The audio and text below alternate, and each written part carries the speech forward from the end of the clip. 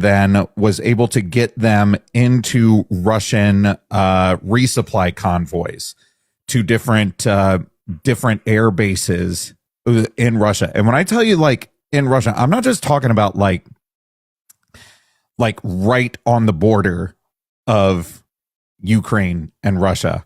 I'm talking, according to the reports, there were 5 bases that were allegedly hit. 2 of them have been confirmed.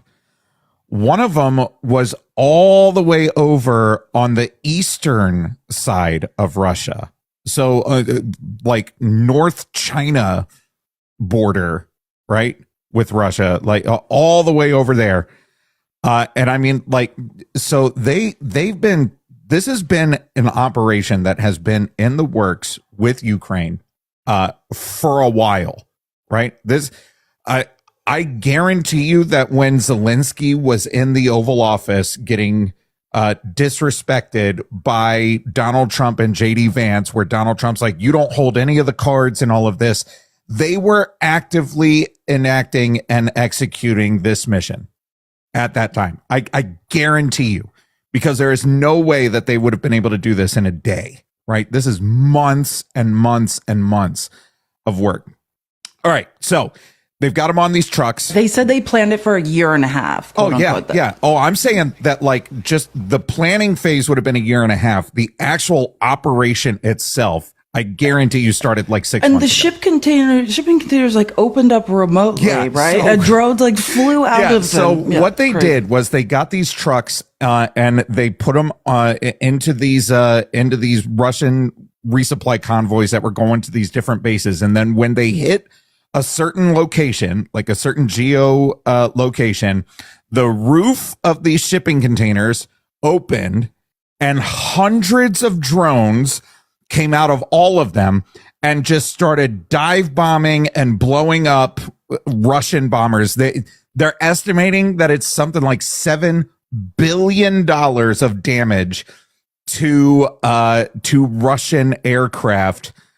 These were aircraft that were used that would have been quick reaction, like takeoff with nukes on them, quick reaction intercept aircraft. And this is just, if you want to talk about the future of warfare on planet Earth, this is what we're talking about. All right.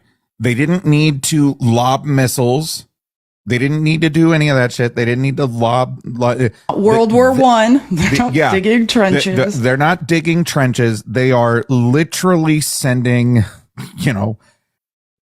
bomber drones in shipping containers to destroy aircraft. I think this is I need to pull up my notes on this. I have a lot of notes on this. I think this is a really good example of why Donald Trump's stupid fucking Golden Dome idea is exactly that. It's fucking stupid. Okay? It's so goddamn stupid. Nobody is going to try to lob missiles into the United States. They're just not going to do that. The world. And we already have a defense system. Yeah, they're not going to do that. If anything, they would try to do some shit like what Ukraine just did in Russia. Because when I tell you that this is like absolutely, this is James Bond-esque type shit. All right. The fact that these shipping containers, they hit a certain geolocation, and then the roof open and all of these drones come flying out and just dive bombing into aircraft. Let me read a quote from Kyiv Independent. So quote, an operation by Ukraine's security service, which is the SBU, right? Using first person view FPV drones. So people are smuggled deep inside Russia and hidden inside trucks, has hit 41 Russian heavy bombers at 4 airfields across the country. The operation, which is codenamed Spiderweb because of how all these places, they were strategically positioned across Russia like a spider, and a year and a half in the planning, appears to have dealt a blow to the aircraft Moscow uses to launch long-range missile attacks on Ukraine cities. And this is what I want to say. Understand understand, the reason that Putin is wanted in international criminal court is because when he attacks other countries, invades, he goes after civilians, right? He's trying, he goes after nuclear, he's trying for radiation leaks. He's stealing kids. Like, I mean, every single war tactic that Putin uses is a violation of the Geneva Convention. And that's why he's wanted for war crimes. And what Zelensky did, he didn't go to, high civilian area, heavily populated civilian areas. He didn't go after hotels.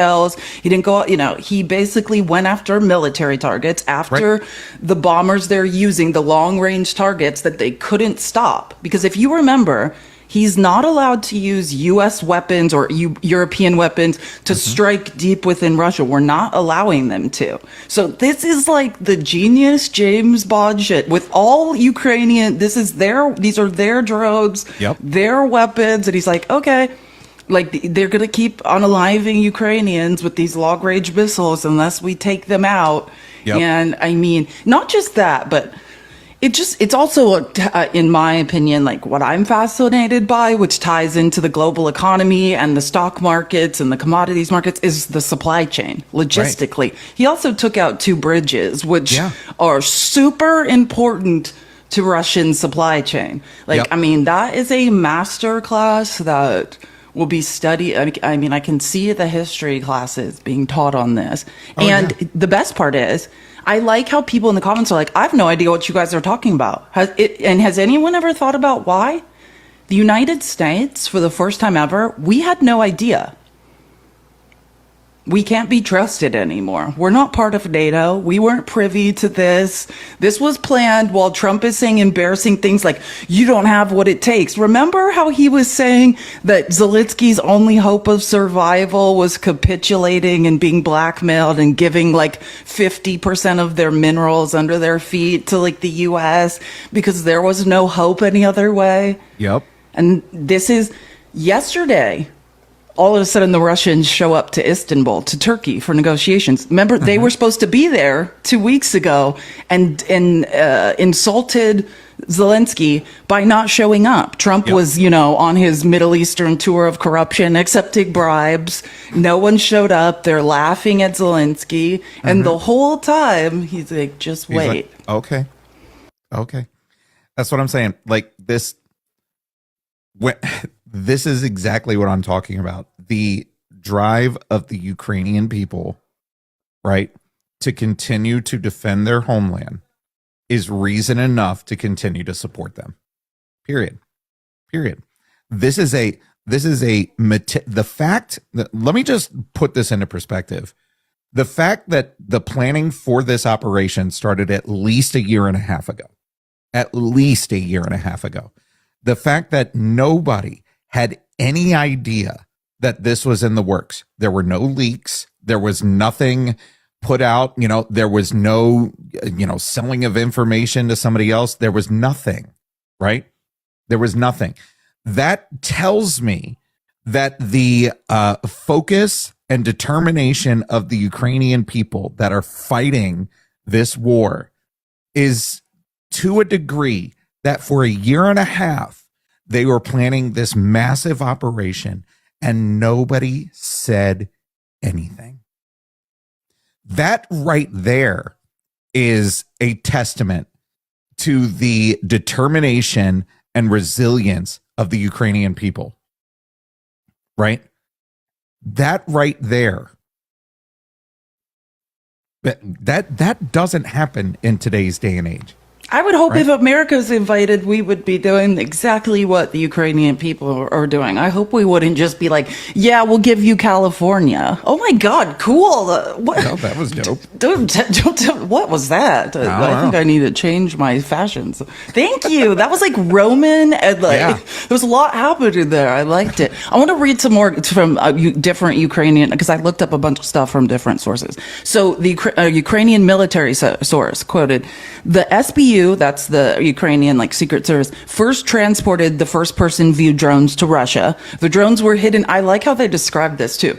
Because to us, I'm like, oh, they're like containers. The roof opened up or whatever.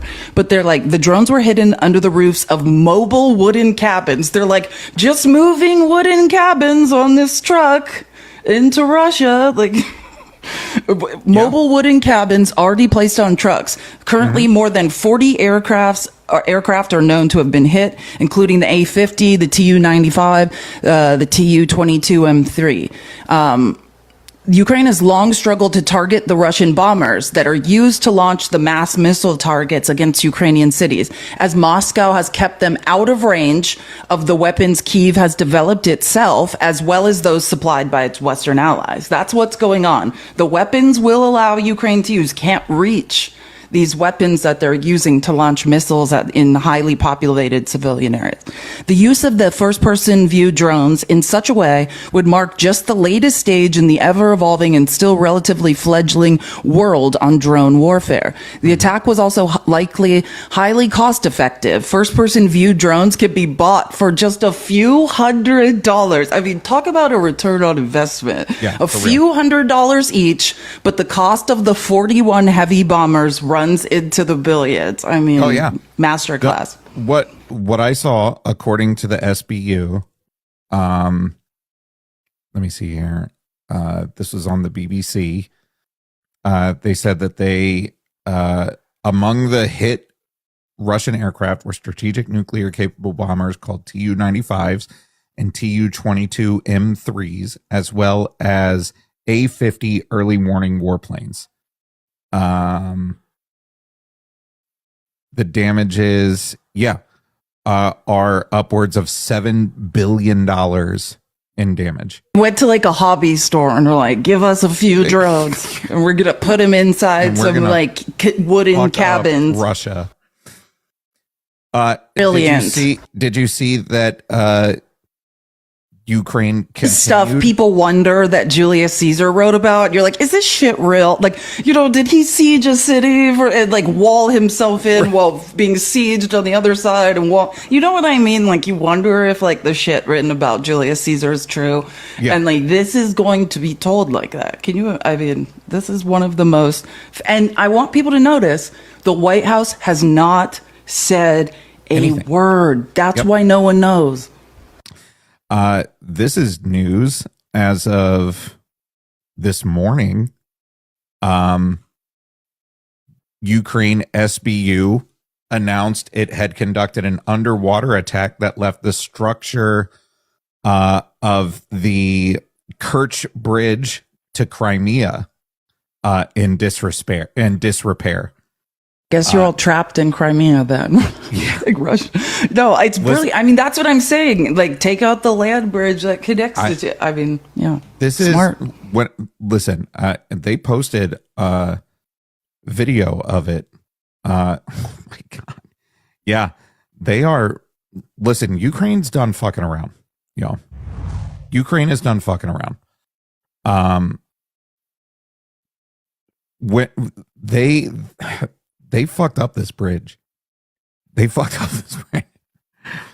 the third bridge. Oh, wait, let me read this quote from Zelensky. It'll give you chills because it just reminds you of what Trump has put him through, because Trump is Vladdy Daddy's lapdog. Our president is Vladimir Putin's literal lapdog. Orange lapdog, weird color. Zelensky, quote, "Today, a brilliant operation was carried out on enemy territory, targeting only military objectives. Specifically, the equipment used to strike Ukraine. Russia suffered significant losses, entirely justified and deserved. The preparation took over a year and a half. Planning, organization, every detail was perfectly executed. It can be said with confidence that this was an absolutely unique operation," which it is. This is the first of its kind. This is ever. What's most interesting, and this is my favorite part, because I was like, I know I read a quote about this. This is the most fascinating and probably gangster part of this whole thing. What's most interesting, and this can now be stated publicly, is that the office of our operation on Russian territory. They literally set up an office in Russia of like Ukrainian Secret Service was located next door to the FSB, which is like the KGB essentially. Yeah, it's the next Russian door. security forces. Yeah, it's next door. They're just like, where do we put our office? Right next door to the FSB. They'll never guess. They'll just never know. Right next door. Directly next to FSB headquarters in one of their regions. Not for a single second did we want this war. We offered the Russians a ceasefire since March 11th. The U.S. proposal for a full and unconditional ceasefire has been on the table. It was the Russians who chose to continue the war. Exactly. You wanted to stall Putin. Is this what you had in mind while you've been stalling this entire time? So good. This was your dream, not ours. That's basically what he's saying. Don't blame me. Like this, I thought that is just like, that's Zelensky being like, the Russians are so incompetent. We're going to do all our planning right next door to them. And we're going to show you how incompetent the Russian military is. That is exactly what they did. And they proved it right there by saying, we're going to plan this entire operation 14 feet from your security forces, and you're not going to be able to do shit to stop us. Fucking embarrassing. It's so good. And imagine Vladdy Daddy's like mad at Trump. Like, why didn't you tell me? Because Trump has no idea what's going on. You bet on the worst horse, right? Like, that's the point. Like, Trump wants to think he's like on the same level of Putin. He's not. Putin's a tactician, former KGB. You bet on the wrong horse, as they say. Yeah. Oh, 100%. Your horse is like blind, deaf, and lame. Yes. Oh, it's so good. Everything that's coming out about this is just absolutely brilliant. And the more the White House pretends like it's not happening, the more I know Trump is so humiliated. Listen to this. Media outlets report that Ukraine did not notify the U.S. about the attack. We should be humiliated. Mm-hmm. Given the fact that this And let's say we weren't notified. Well, what about our security services? Trump has basically shut down the CIA, shut down all of our intelligence around the Ukraine war. So we don't even have eyes and ears. Even if they didn't tell us, normally the Five Eyes, we would have known anyways. We had no idea because Trump's a weirdo. Given the fact that this extremely high-risk operation required the element of surprise with operatives behind enemy lines, there is simply no way that Ukraine can trust the people in the Trump administration to keep something like that a secret from Russia, given the fact that this government at the highest levels is populated by Putin apologists, appeasers, and outright fans. Mic drop. Oh, yeah. No, across the board, Zelensky just pulled everybody's punk card. Across the board. He sat in the Oval Office and let Donald Trump and JD Vance get on their soapbox and play, big tough guys. All the while, he's like, okay, all right. He allowed Putin to continue to stall and just ignore peace talks and everything. And he's like, okay. And then he's like, you know what I'm going to do? I'm going to go ahead and greenlight this. And then they did it. And they pulled it off. And they pulled it off under the nose of Donald Trump and this administration, under the nose of Vladimir Putin and Russia's government. And they did it perfectly. Imagine the planning's going on. Ooh, Frank subscribed. Thanks for subscribing to Matt. He's great. By the way, can we tap the screen? Let's get Matt to 50K. And also the arrow on the bottom right corner. Share the live. Let's all share the live with 5 to 10 people. If you're like, I don't have 5 to 10 people I want to share it with. Just push the copy link button that counts as sharing. And then we can get some more people in here while we humiliate Trump. I want to play that quote. Remember, so this is being planned while Zelensky is being humiliated in the Oval Office while Margarine Taylor Greene's creepy boyfriend is like, why don't you wear a suit? Do you know, by the way, I don't even know if you ever heard what happened after that. Do you know what happened to Brian Glenn after he did that to Zelensky? Well, the entire world, no likey. Brian Glenn was stalked like 4 months after that because of that. Like, and he like went on the news basically begging people like in Europe and the rest of the world to leave him alone because he was so scared because he said that. Hold on. Remember when Trump said this to Zelensky? I just want, because it appears that the exact opposite might be true. This is when Trump was trying to humiliate Zelensky in the Oval Office when it just started. Of the war. You're not in a good position. You don't have the cards right now. With us, you start having cards. Right now, you don't. You're playing cards. You're playing cards. You're gambling with the lives of millions of people. You're gambling with World War III. You're gambling with World War III. He's like, you don't have the cards. Zelensky's like, we're not playing cards, you weirdo. Yeah, you fucking lunatic. We're not playing cards. Yeah, apparently he had some cards. But then he was like, oh, really? Then what's all of these drones up my sleeve? Must be like $300 from Amazon. Hey, Taco Don, is this your card? Trump always does chicken out, and I'm sure Vladimir is mad too, right? Like, that's he's pissed. Putin is probably throwing journalists out of a fucking window right now. He's that upset.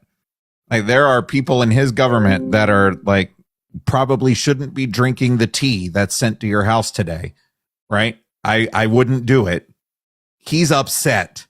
Putin is mad, big mad. And you know how I know? Because they're showing up in Turkey. Yeah, they were there after that. Like hours later, they were just slinking into Istanbul. Yep. I just like Vanessa. I saw, which I like how you did that, Vanessa. I like that name. But you said, do you have any views that don't follow the strict progressive orthodoxy? I actually think the conversation we're having is not progressive. Like the farther progressive you go, I think the less you would be impressed by any sort of military action. But if you would like to like kind of explain to us more about what you mean like that, like I'm willing to have like an honest conversation. My position, I don't like war. I don't like wasting American taxpayer dollars on war. I don't necessarily like that war fuels the American economy, but that's who we are. Mm-hmm. If you've seen, I mean, not me personally, but like Nicolas Cage in Lord of War, we are Nicolas Cage. Mm-hmm. We are armed. That's what we do to fuel. We're arms dealers. Is literally what the United States of America is. We're just Nicolas. If you've never seen Lord of War, everyone watch it. Do you remember when Jared Leto's like snorting yayo and bullet powder? Like, yeah, I mean, hypothetically, if that happened, we're Nicolas Cage. We arm both sides of conflicts. We stimulate our economy with war. I don't like that. My position is this: if we're going to have this American military, I think that we should oppose authoritarian aggression, right? Mm-hmm. If you sign an international treaty and you agree that territory is sovereign, then that should be respected. And when authoritarian aggression in whatever form, it starts to hurt people, innocent people, then there should be a response to that. I don't know what else we have this military for. Right. Other than what I said, to just fuel. What is the Golden Dome? Like Matt said, it's pointless. What is it though? It's just billionaires getting richer, right? Yeah. That's what it is. It's a bunch of military contracts that will be doled out to oligarchs to do something pointless. Yeah, I mean. Yep. And here's the thing. I've seen war. I've been in it numerous times. Don't like it. 1 out of 10 stars. Do not recommend. But I will always support a country's right to defend itself from invasion of an authoritarian regime. And Russia has proven that it doesn't give two shits about the Ukrainian people. It does not care about the sovereignty of nations. It doesn't care. And Donald Trump has proven that he doesn't either. He doesn't care about the sovereignty of nations. He wants to be fat Vladimir Putin is who Donald Trump wants to be, right? That's Taco Don wants to be fat Vladdy, right? And that's That's his whole shtick. He's looked up to authoritarians his whole life, right? Yeah. And he's a grifter at heart. And this is like him, like, understand it's Freudian, right? He was raised by a real authoritarian. Trump in intelligence and actually probably just general awfulness, I don't think he holds a candle to, when you read, just as someone who has a history degree, about who his father was, I think Trump cowered in the presence of Fred Trump. Yeah. And I think his whole life he's been trying to be like, I can be just, that's why he's an authoritarian apologist. He was raised by an authoritarian. He idolizes them. He wants to play in that playing field. But I actually don't think Trump has it in him. Oh, no, he doesn't. He's always going to chicken out. Trump always chickens out. Taco Don always chickens out. I will say the quick tangent about the taco thing. Go to Taco Bell and order the Donald Trump special, which is a Doritos Locos taco with extra chicken. It's going through like the 13, Ron Feltkowski made like the 13 favorite taco memes. There's some really good ones. There's taco trucks like making tons of money off mocking Trump in LA and stuff. It's a great marketing plan. But Doritos Locos taco with extra chicken is the. And Donald I'll say this, Trump I do special. think Trump always ends up backing out at the end of the day. I don't think it's because he has empathy though. It's not, you know what I'm saying? I don't think it's because not empathy. He's just weak.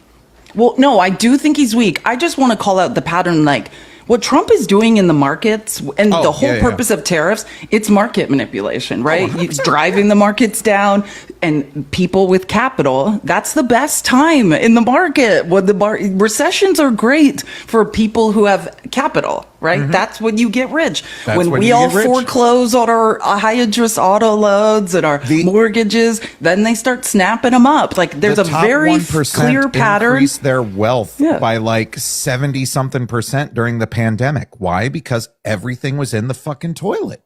And they had the capital to be able to invest all of it. And when things started to rebound, they made a shit ton of money. Elon Musk's wealth went from like $40 billion to $430 billion just during the fucking pandemic.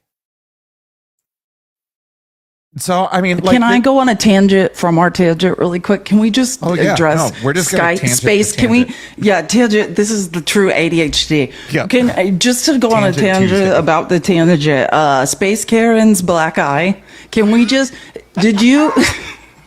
Did you read the Daily Mail that if you get allegedly, I don't know, if you were allegedly punched in the face by a 62-year-old economist, give up. Right. It's time to give up, Space Karen. Yep. Go back to your daily vitamins that you apparently were using a lot of consistently. Point your bladder shuts down. Your bladder shuts down.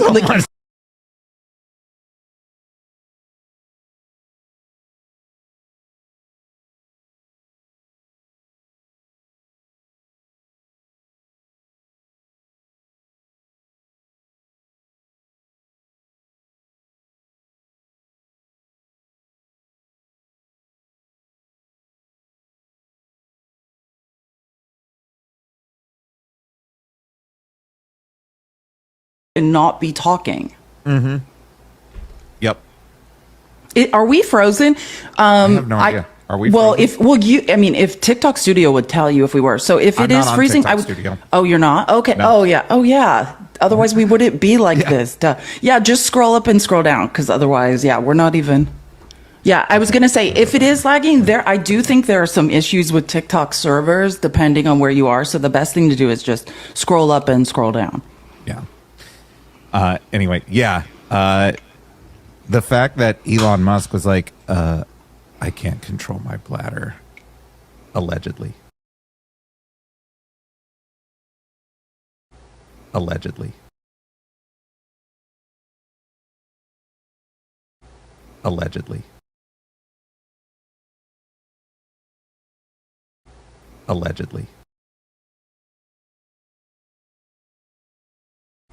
Allegedly. Allegedly.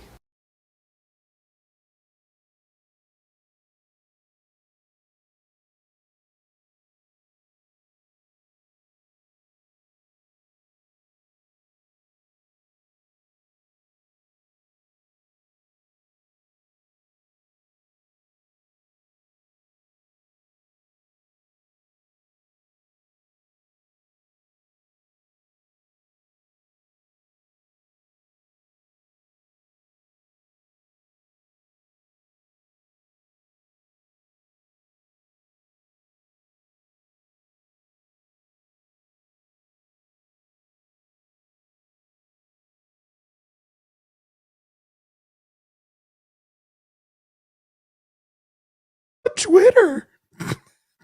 Don't understand. Oh my God. I know I have the best. You're going to die. Hold on. You're going to die. I have the best clip to just when I was listening, he's like he doesn't understand. Like he can't believe this is happening to him. Like, and it's fascinating. He's like, I just don't understand. Like, I thought people liked me. It's like, no, who gave you that idea? No, where would you get the idea that people liked you? Like, I'm genuinely confused. No, listen, this is him during the meltdown with the black guy in the Oval Office on Friday.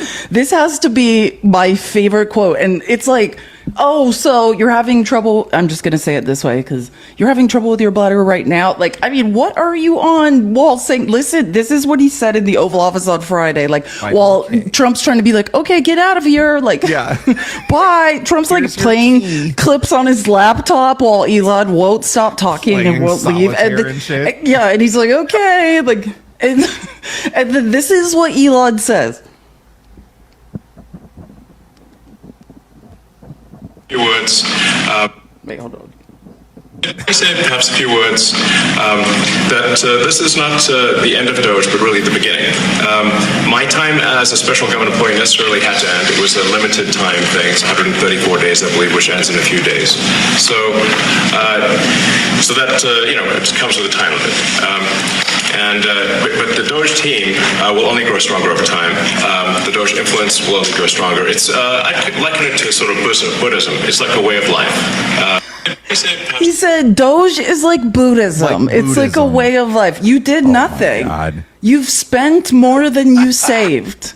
You wasted money and stole all our data. That has nothing to do with Buddhist enlightenment. No. Absolutely. Well, I mean, enlightenment maybe because now you know more about everybody than anybody else does. So I guess maybe enlightenment. Like he's following time limits. No, I mean, he got punched in the face. He got punched in the face. Like, I think it's just time for, and Susie Wiles, the Ice Maiden, is like, get out of here. Wait, one more insane quote. This is how you know. And he's serious about this stuff. Like, I can't even, wait, hold on. I've got to find it. He said one more thing and I was like, okay, we are in crazy town. Like, we've been in crazy town for a while. Oh yeah, this is about the left. Oh no, this is the craziest thing he said. I think the fundamental moral flaw of the left is empathy for the criminals and not empathy for the victims. Empathy for the criminals, but not empathy for the victims. And there's been way too much of that. That needs to stop. To the president. Trump just pardoned a guy who stole $10 million from his employees who worked at nursing homes. And then the guy's mommy paid Trump $1 million to have dinner with him and also was the one that tried to sell Ashley Biden's diary. And then he got pardoned. The left has empathy for criminals. Are you joking? They're just it's all projection. It's all projection. Freud was right about everything. Every accusation is a confession. Every time a narcissist points and accuses someone of something, they're like, I'm going to describe myself. Yep. Every single one. It's, what's up, Fax Raiders? I see you. Thanks for being here. Did you see that the Starlink satellites are failing because of that huge geostorm, like solar storm that hit the U.S.? Yeah, and there's not enough of them. Like, this is why they didn't get the government contract during the Inflation Reduction Act bill, to get the wireless, to get internet to rural areas, because they did thank you. I love those Daisy Duck bows. They did a study. And their product sucks. They don't have enough satellites, all sorts of things, right? The more people that join, it fails. And the best way was to wire rural areas, with high-speed cables. Mm-hmm. Hey, Fax, thank you for being here. You're awesome. Love you. Oh, my God. It's so we are currently a nation being run by the most incompetent people in the United States. Just incompetent, narcissistic morons. is who's And when they making can't decisions. win, that's what Elon Musk is doing. When they can't win, right? When they can't be the aggressor, then they're like, I'm a victim. I'm a victim. I'm a victim Stop, of the left. stop They just- empathizing with the criminals. You know he's talking about Tesla's getting, lit the up. two people that Yeah. pushed a Tesla into the water. Yeah. Nobody said that was okay. Nobody wants your shitty cars, though. Yeah. I feel bad for the people that developed that technology. I feel bad for the original founders of Tesla. That's what I'm saying. The real people. That's who I bet. The people who actually developed that technology. Elon slept through 4 years of undergrad and then bought the internet so he could say he's a rocket scientist. Some of us still know that Elon Musk. Am I the most famous historian in the world because I went to undergrad for history? No, I am not. Right. But we all know that he tried to change PayPal to X, and they're like, get the fuck out. Just go.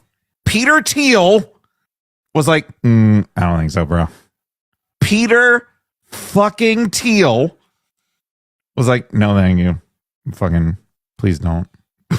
Of the PayPal mafia, right? That's what they call them, right? Yeah. The people, the founders of Peter Thiel was one, Elmo was one, but yeah, he's known to be. When I worked in the tech industry, at least across the street from his office, he's known to be the nuts one that everyone's like, oh God, what are we gonna do? Because the tech company I worked for, pre and post IPO, was funded by the PayPal mafia. But like, you know, there's some of them that are sane and some of them that aren't. If you want to know what Space Karen's obsession with the letter X is, it's because it's easy to write. It's not a complicated letter. Maybe he had an obsession with pirates as a child. I don't know. X marks the spot or some shit. He's, I don't know. He's just a weirdo. He's just a fucking billionaire incel. That, I mean, like, that's it. He is like, he is just the weird. He is the weirdest person alive. Just period. He's just fucking weird. I mean, now everyone knows, and I think it's hilarious. I mean, he has the worst approval ratings than Donald Trump. Like, people hate that man. Yeah. He's just a fucking weirdo.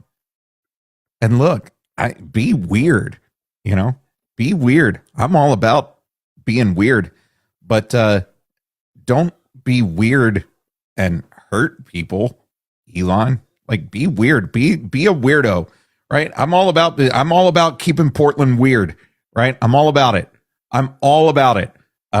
But not at the expense of literally everybody else. Got too weird. I know. He got too weird. He got too like, weird. There's a line. When you're using so much vitamin K that you can't control your bladder, you have gone beyond the line. You are beyond the line of weird, of acceptable weird. You've crossed a line. And yeah. There's an amazing movie. Can I just if anyone has access, and I talked about this in my Discord on Saturday morning, like, I've never seen a more relevant movie to the times. Like, it's called Mountainhead, which is, if you know anything about, billionaires are all obsessed with Ayn Rand, like, it's like Fountainhead. Anyways, and it's about billionaires, like, I'm trying to remember who, Corey Michael Smith plays Space Karen. Rami Youssef is playing Sam Altman, right? The guy that runs the I guess, moral AI. Then Steve Carell is like playing a billionaire like Steve Jobs when he was dying of cancer. And it is fascinating to watch. Like, again, it's called Mountainhead, one word, 10 of 10 recommend. Like, that is what is wrong with this effing world. If you have any access to HBO Max, watch Mountainhead. Like, I wanted to be crazy and be like, oh, it's just an extreme parody. I'm like, this could happen next week. And we just all be like, yep. Thanks, Adam Raiders. Awesome. Thank you for being here. Oh, Adam Raid too? Shit. Dope. What's up? Yeah, it's, listen, be fucking weird. Steve Carell is in that movie. He plays like, it reminds me of when I was in the tech industry, like Steve Jobs, like, or any billionaire dying of cancer, basically. You know what I mean? When that's the only thing that can really get somebody with that type of wealth down. It's like, you know what I mean? When you start realizing like, oh shit, like I can't even, I have all this money and I can't save myself. Watch it. It will change your life. All right. I'm gonna have to check that out. Oh, it's on HBO. Okay. It's called Mountainhead. Yeah. Someone said it's on Hulu. I have Hulu too. It's not. I don't think it's produced. Like, I think it's an HBO Max, like, original. It's Mountainhead, one word on HBO Max will change your life. It's a parody. Like, again, Rami Youssef, who's hilarious, plays Sam Altman. It is. We could do a whole live and just talk about how relevant this movie is to the world. And why is Steve Carell playing all these roles where he's about to die? And this has nothing to do with what we're talking about, but I'm just going to say it. Another great show that just came out, it's called The Four Seasons. Oh. It's on Netflix, and Steve Carell's in it. Oh my God. If you haven't seen that, it's amazing. Somebody was just talking. Was it you that was just talking to me about this? Somebody, or I think I've ever said it out loud, but it is. I mean, probably a lot of people are talking about it because it's one of the best shows ever. Yeah, somebody else was talking about this. I don't know who, but yeah. Many people are like, "It's amazing." It is. Yeah, I'll have to check that out too. Yeah. Let's see here. Hey, I want to ask a question because what the fuck? Why? Stop. I keep getting all of these notifications. Okay, while he's doing whatever he's doing, I'm just gonna say one more thing. One more recommendation that I think it's free on Prime. It was a book I read, and now it's a show starring Jessica Biel, The Better Sister. 10 of 10. I think it's on Amazon Prime. The Better Sister, 10 of 10 recommend. One of the best books I've ever read. And then they made it into a show. See, someone saw Mountainhead and definitely watch Mountainhead. It's a parody of like Elon Musk, Sam Altman, like Steve Jobs. You'll just watch it. It's very relevant to the oligarchy that's being formed right now in America. Speaking of oligarchy in the United States, are you familiar with the term trolligarchy?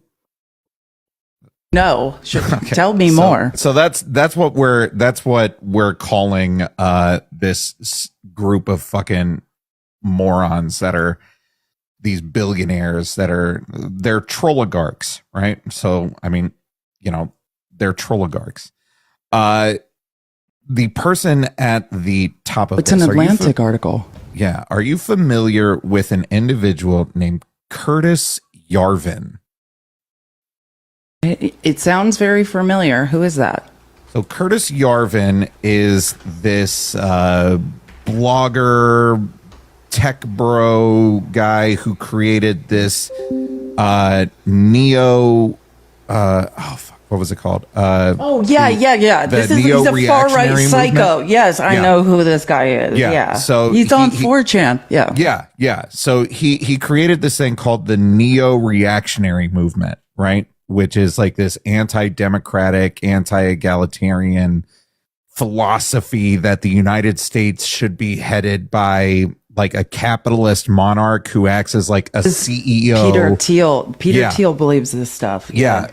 So does JD Vance and Elon Musk and all these people. JD Vance is Peter Thiel's blood boy. So yes, anything Peter Thiel believes, does JD Vance. And so like his whole thing is this idea that the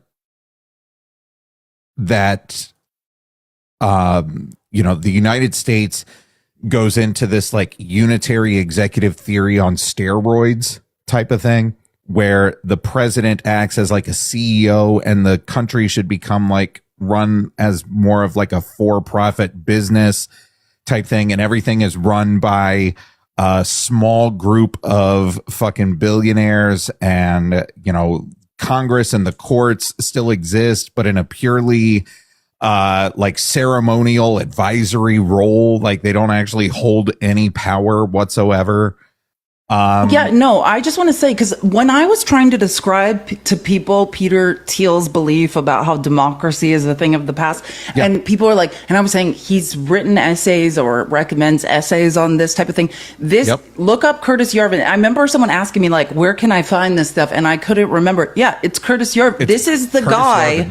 Yeah. This is the guy that Peter Thiel. So again, I was talking one day about how Peter Thiel thinks democracy is a thing of the past, egalitarian, which if you're like, what's egalitarian? It means like equality, right? Everything, there's equity and equality for all. They believe that's ridiculous. They believe that there's certain races of people who are better off or more, what do you want to say it? They're better for better slaves. Right. Essentially.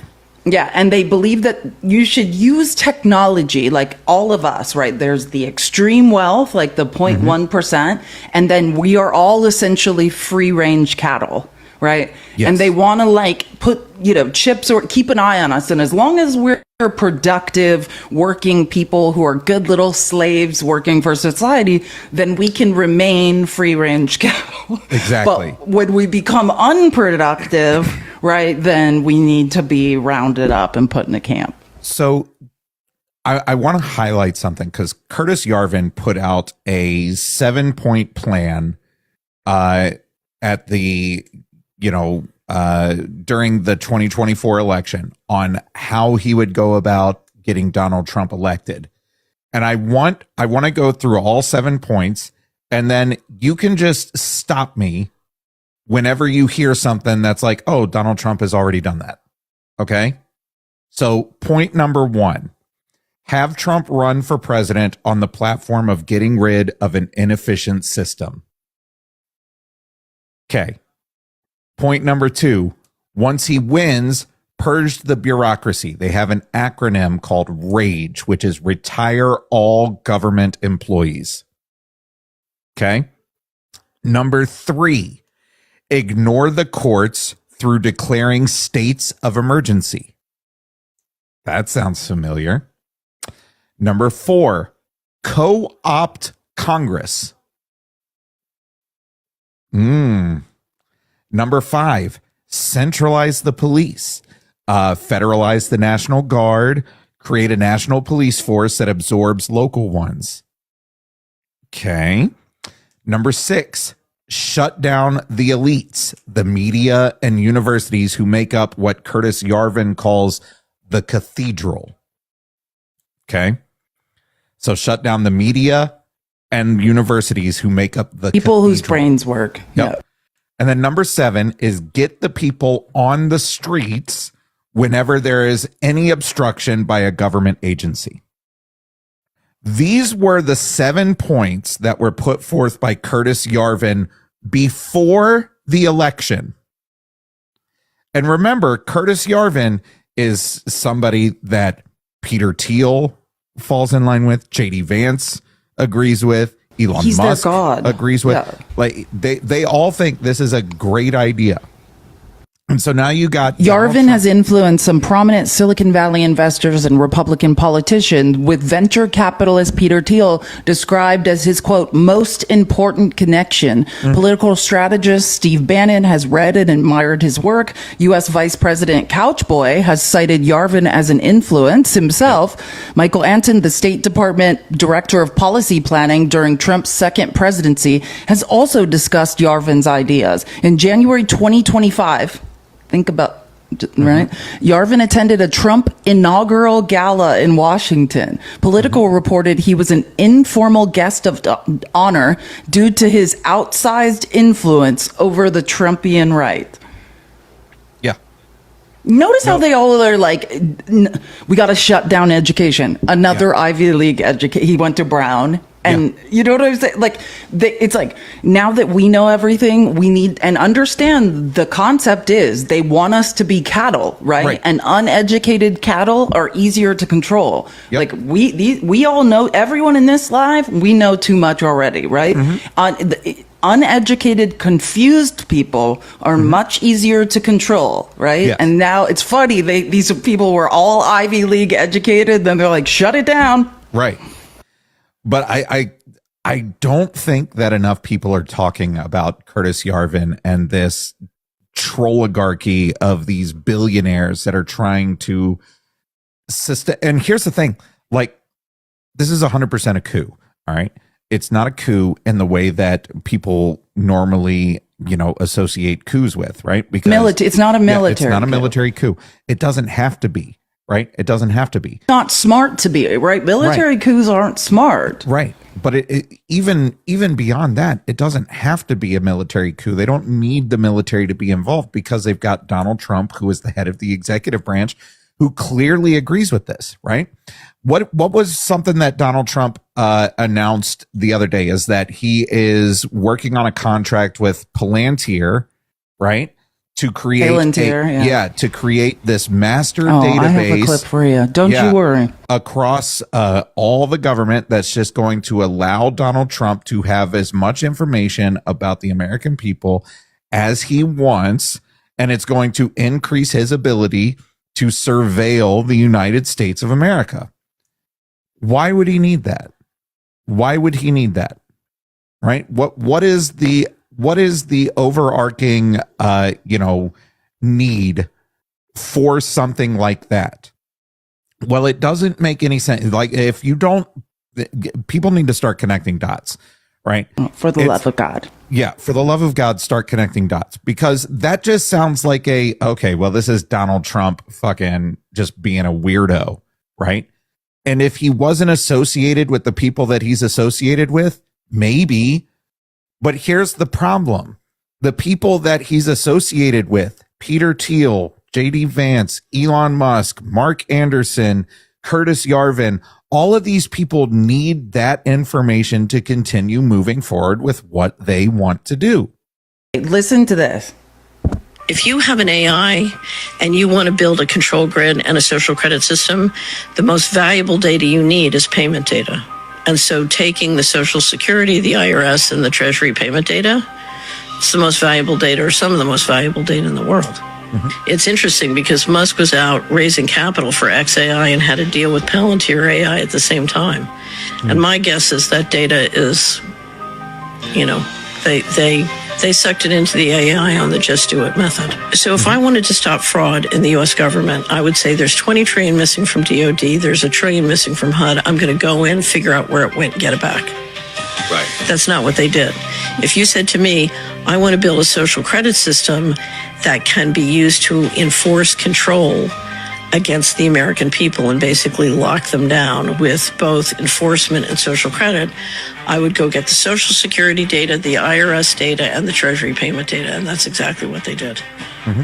And I would privatize it. I would just take it and put it in private AI with XAI and Palantir AI, and if Palantir still has the contracts with Treasury and the IRS to enforce, you got everybody. And I'll send this to everyone in the Discord. I'll send it to Matt too, so he can put it in his Discord. Bruce Wayne's mother, that's an account, person on TikTok sent it to me, so thank you. And Rachel Maddow has done kind of extensive reporting about this as well. If you're looking for like other sources, I'm gonna at everyone with it in the Discord right now. And I just texted to Matt real quick. I never said Curtis Yarvin was a billionaire. All right, no, he's not. Yeah, he's not a billionaire. Curtis Yarvin is just this delusional fucking lunatic who's spreading this ridiculously far-right, techno-fascist, authoritarian, capitalist monarchy bullshit. Okay? That's Curtis Yarvin. And the people that are billionaires like what he says because it benefits them.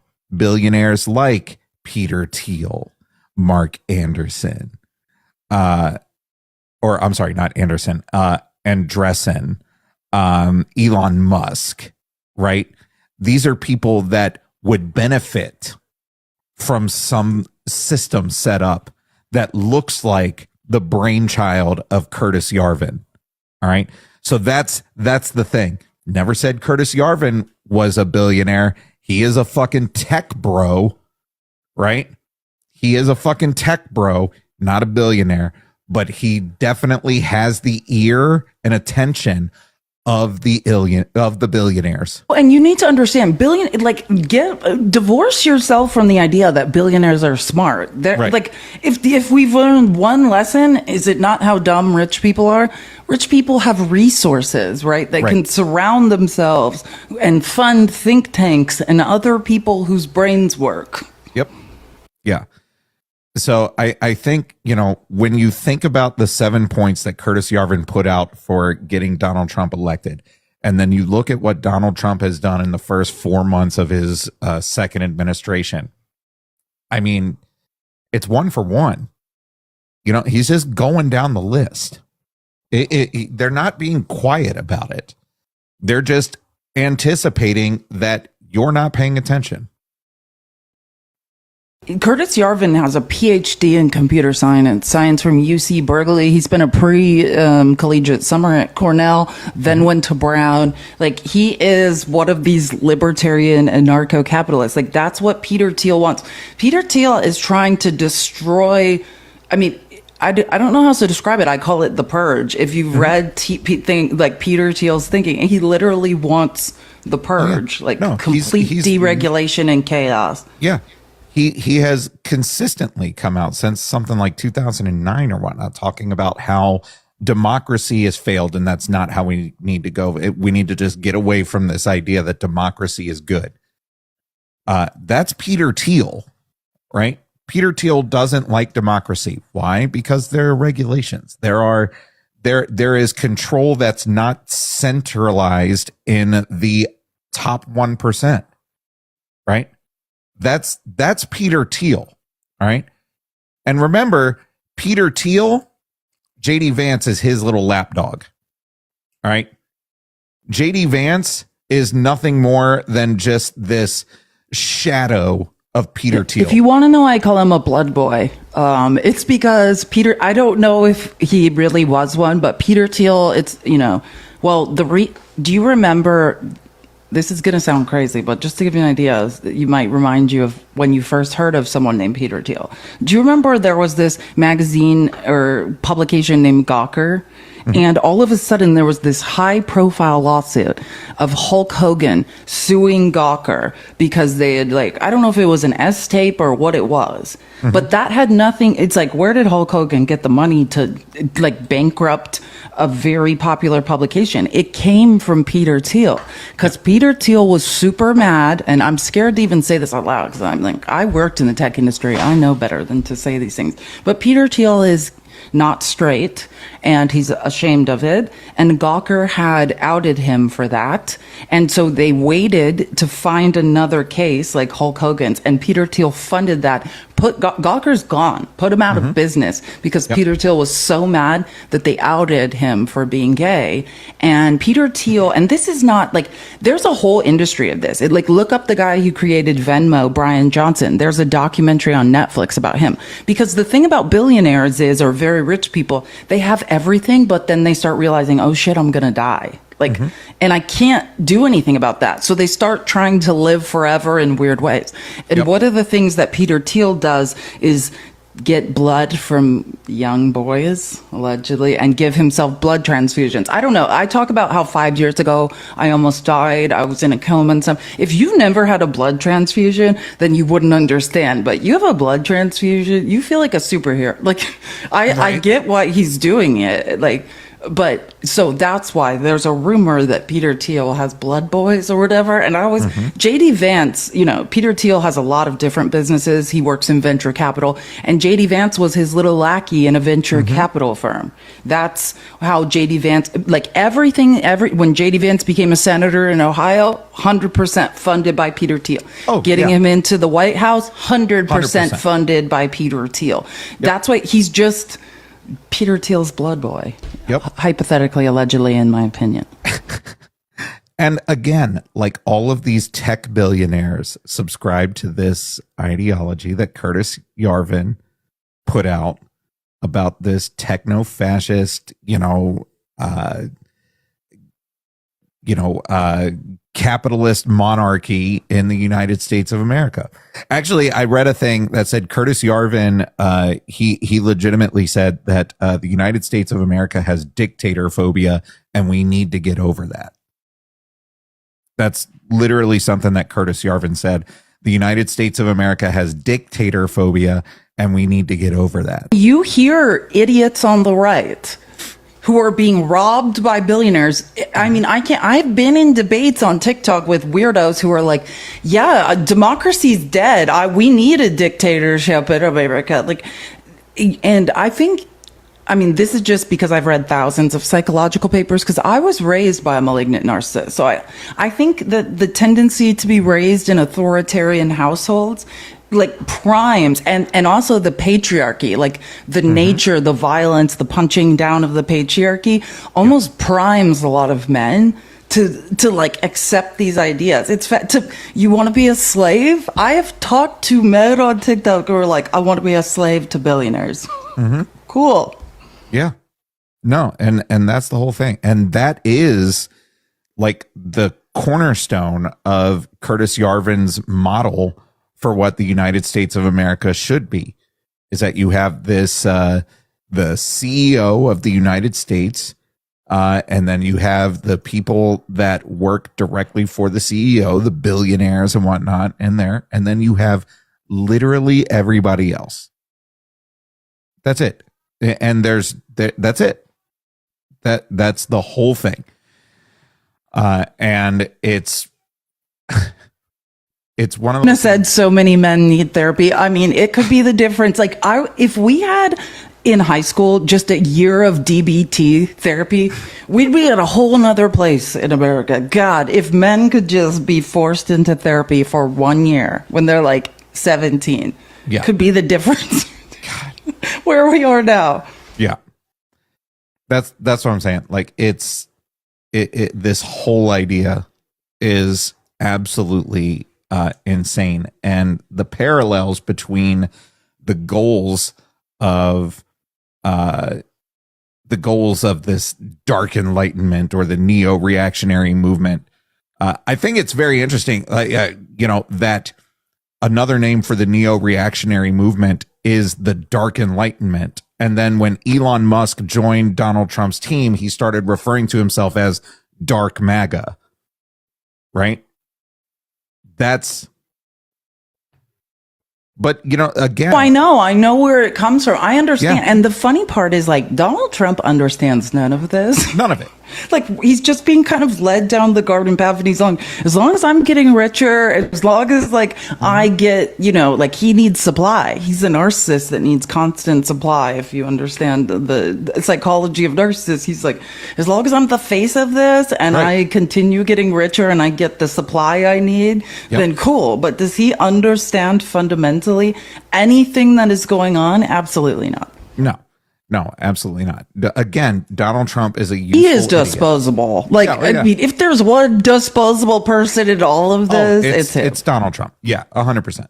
Like, he's the one that can harness the masses. I'll say this about Donald Trump, right? Like, nobody could wrangle, like, because how could the rich? I mean, this is the genius of all of this.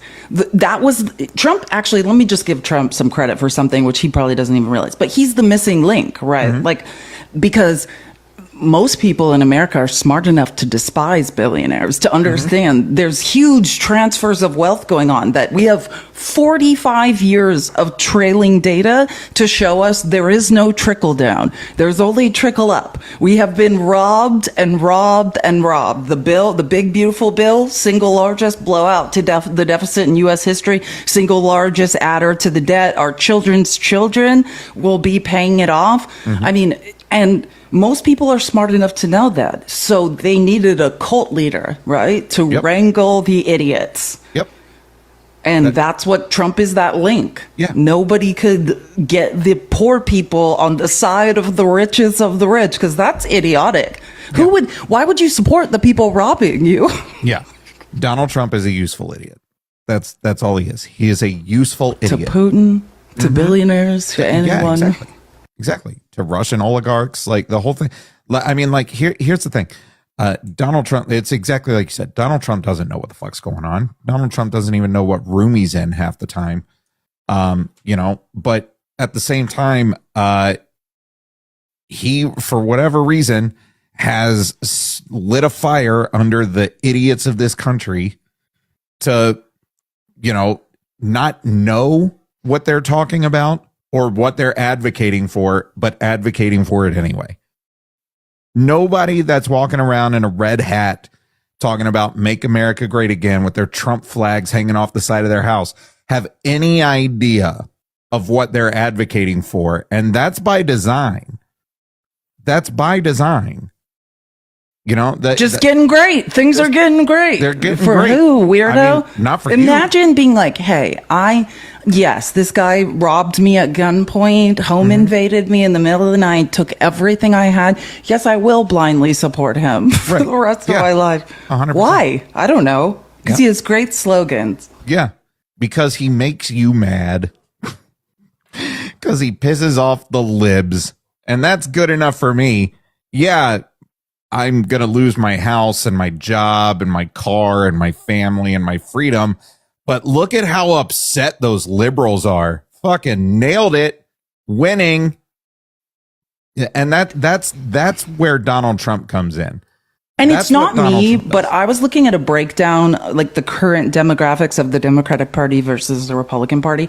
And again, I don't have money, so I'm not one of these people. But the average leftist has money, has a good job, is making over six figures in their household, is college educated. Like the people who are fighting for the uneducated people in depressed areas, lower socioeconomic areas, like red rural areas of the country. Like it's ironic because actually, if anyone's going to survive in this new world order, it will probably be leftist, like on average, right? They have more, they are better educated, like they're more, like they have useful skills, like in tech, on average. And it's so ironic because MAGA despises the people that are defending them or defending the social programs that they need. Yep. Woman, Fax was like at the beginning of Fax's live because I was running at like 5 a.m. this morning, and I think her name was Sharon. It's fun. I have a weird memory, but Fax is just talking about the big beautiful bill or something, talking about what's happening in the Senate, and this woman Sharon is like, "You're spreading hate." Like, it's hilarious that basic math. You know what I'm saying? That if you do basic math calculations and inform MAGA that they're being robbed, that they become violently angry. The reaction to that is anger. How dare you do basic math calculations and point out to me that I'm being robbed? Right. Yes. Okay, I'll have to go through that. There's a patent that if you look up, somebody just sent it to me. Who was this? Tattoo on TikTok. This patent deprogramming needs to be a new capitalistic industry. Let's go therapists and counselors. We've got a lot of people that need to exit a cult, like full time. We need deprogramming experts. Like that needs to be the new capitalistic industry, is dragging people out of a cult. Let me see here. So this is a cryptocurrency system using body activity data. So this patent that was submitted, human body activity associated with a task provided to a user may be used in a mining process of a cryptocurrency system. Brilliant. Can't wait. Sounds fantastic. Sounds like a nightmare. I mean, whatever. What could go wrong? Like this. What could go wrong? Let me give you another example. Like this is the things that trigger MAGA. Basic math. Like I talk about this. One thing that pisses MAGA off is me pointing out Trump talked about bringing manufacturing back to America in his first term. Do you guys know that he had a net loss of manufacturing jobs? 75,000, lost 75,000 manufacturing jobs. Are you aware of that? And I'm talking pre-COVID. I'm talking about because of his protectionist steel tariffs. Do you listen to me. I care immensely about steel jobs in the US. I care, but what you need to understand is there's 160 million workers in the American economy, and steel jobs are like 100,000, right? In America. Yeah. And what you need to understand is then why are we always putting these tariffs on steel? Like, what's the point of that? Protectionism, those tariffs are about votes in swing states, Michigan and Pennsylvania. But what do we know happens when you make steel more expensive? Actually, other businesses are crippled, and we lose manufacturing jobs when steel becomes more expensive. So I want people to understand, Trump already did this once. We had a net loss of 75,000 or 74,000 manufacturing jobs. He's doing it on a much bigger scale now. Like, I love when Mag's like, we're bringing manufacturing back. Like, okay, just scream, I'm an idiot who has no idea what I'm talking about. Well, yes, there are easier ways to just say, I don't know what I'm talking about. I don't understand how anything works. The only thing protectionism, particularly in the steel and auto industry, yields are votes. Votes coming out of swing states, particularly Michigan and Pennsylvania. And I say this all the time, and I'm going to try to say it in a nicer voice because sometimes I sound angry when I say it. But if you can prove me wrong with data, I welcome you to. Like, my opinions are data-based, fact-driven. So if I'm wrong and you can prove me wrong, please do. So then I'll just change my ideas. Yeah. That's kind of how everything should work. My opinion on things are based off of the information that I'm seeing in front of me. If that information changes, so does my opinion. If it turns out that Zelensky is this crazed dictator that's just trying to take over Europe, then guess what? My opinion on Zelensky will change. You've yet to provide evidence to sustain that claim. That, like, don't get mad Even at I me were because I debating don't this believe guy. the way that you do. Get mad at you for not convincing me with information and data. Steve and I were debating this guy, and Steve was like showing, 'cause Tim Snyder, who's the expert on Russian disinformation, was, he was playing a clip debunking, Tim Snyder speaking, debunking, the Russian disinformation that Ukraine is full of neo-schmazis. Yeah. And that's the furthest thing from the truth, right? Like, the far right, that party has less than 3% support. And it's like, I don't know if MAGA is even aware where their ideas are coming from, and we were showing the whole thing about FEMA being incompetent. That is Russian disinformation, that has been tracked.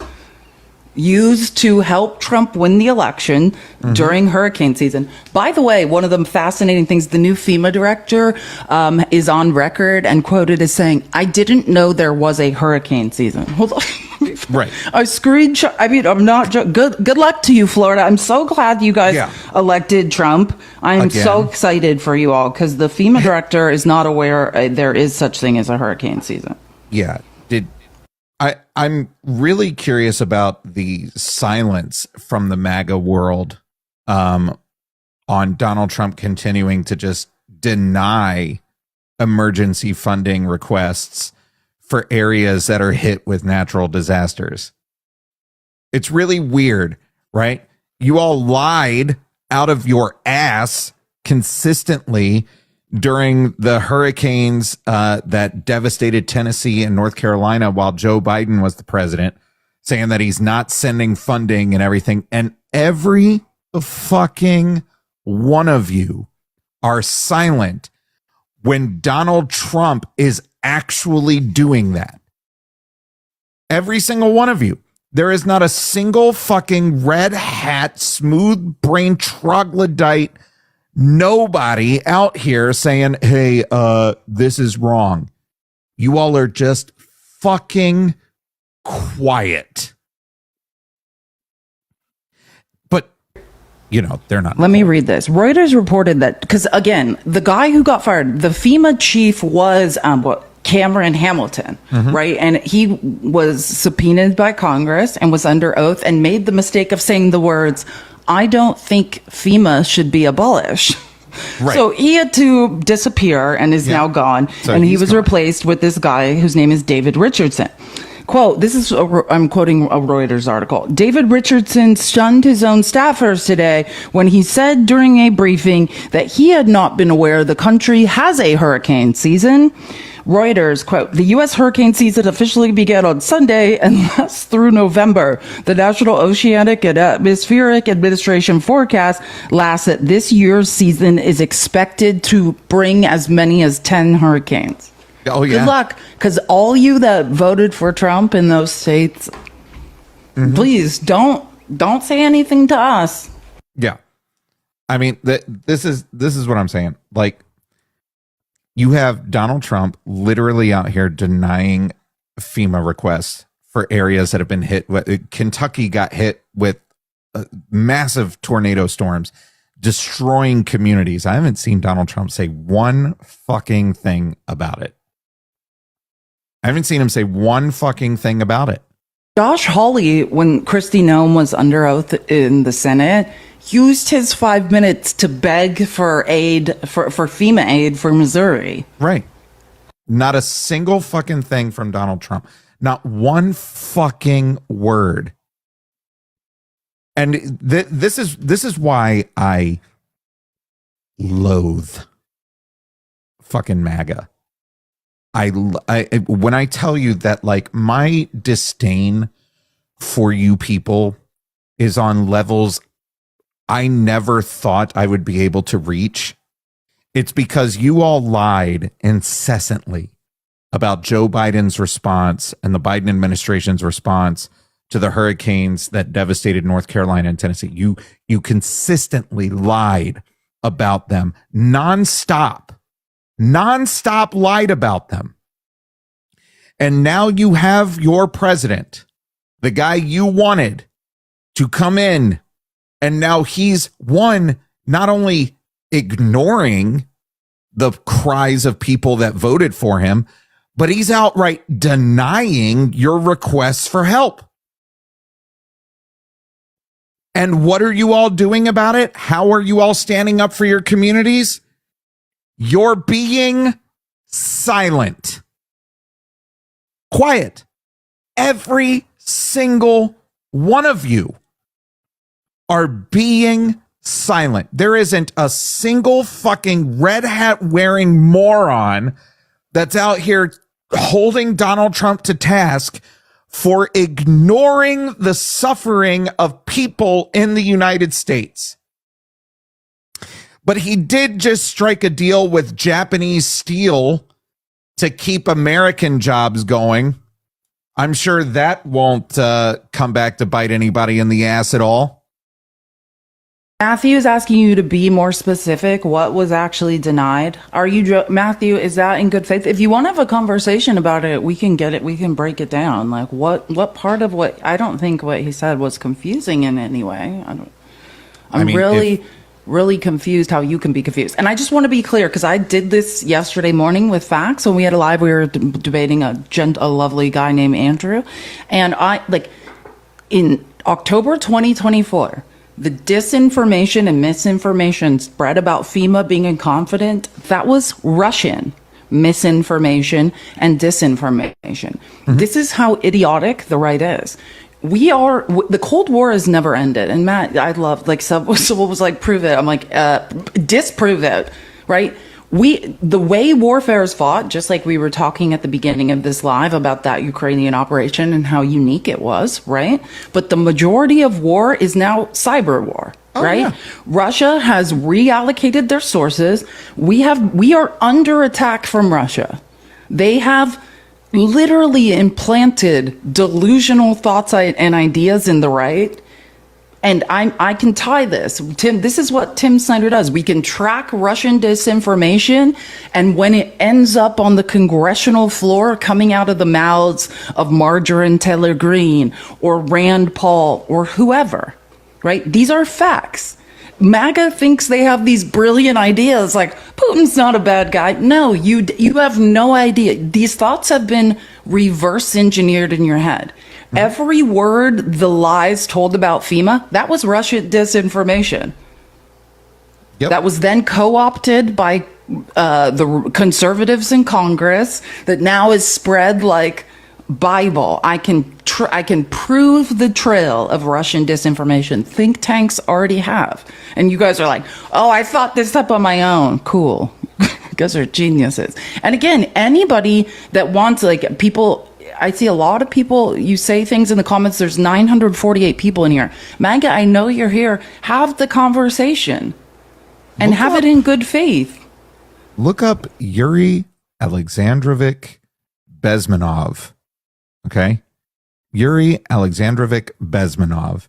In 1984, he said that Russia had a long-term, this is quote, Russia had a long-term goal of ideologically subverting the U.S. He described the process as a great brainwashing that has 4 basic stages. The first stage, he said, is called demoralization, which would take about 20 years to achieve. This is the proof the Cold War hasn't ended. This is the Russian strategy. Yeah. And it has worked. They won. Oh, they won. They won. Okay. Let me see if I can find the demoralization is a process that is irreversible. The process of demoralizing America was already, Bezmenov actually thought back in 1984 that the process of demoralizing America was already completed. It would take another generation and another couple of decades to get the people to think differently and return to their patriotic American values. And what is perhaps the most striking passage in the interview, here's how Bezmenov described the state of a demoralized person. You all ready for this? As I mentioned before, exposure to true information doesn't matter anymore. A person who was demoralized is unable to assess true information. The facts tell nothing to him.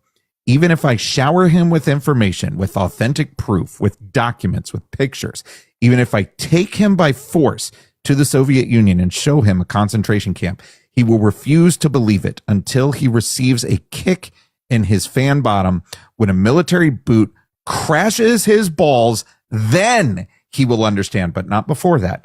That's the tragedy of the situation of demoralization. That sounds familiar.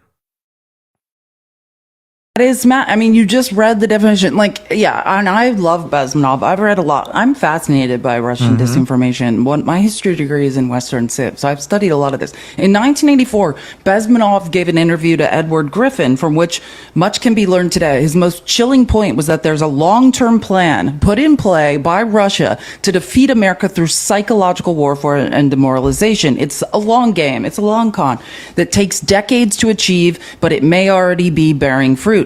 Bezmenov made the main point: the work of the KGB mainly does not involve espionage, right?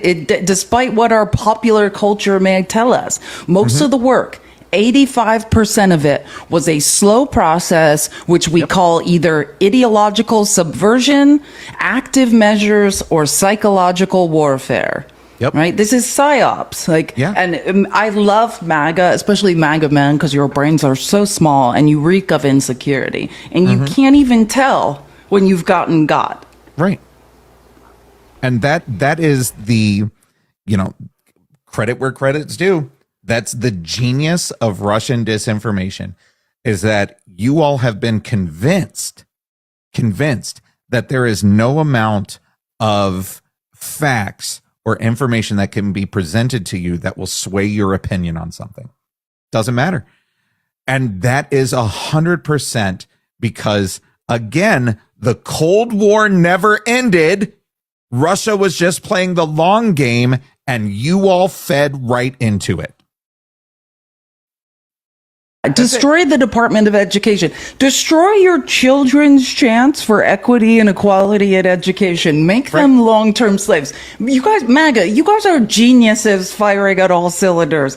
Condemn your children's children to a life of servitude. You got, the idiocy of your idiocy knows no bounds. Here's another. Bezmenov explained that the most striking thing about ideological subversion is that it happens in the open as a legitimate process. You can, quote, you can see it with your own eyes, he said. The American media would be able to see it if it just focused on it. Here's how he further defined ideological subversion. What it basically means is to change the perception of reality of every American to such an extent that despite an abundance of information, that no one is able to come to sensible conclusions in the interest of defending themselves, their families, their community, and their country. That's you, MAGA. Put that on your tombstones. And when you are no longer here, understand your idiocy has condemned your children to this. Right. Read a book. The genius of all of this is that you can sit down, a MAGA person can sit down and watch this interview with Bezmenov, and they won't believe it. They won't believe it. It will not change anything. It just won't. It will.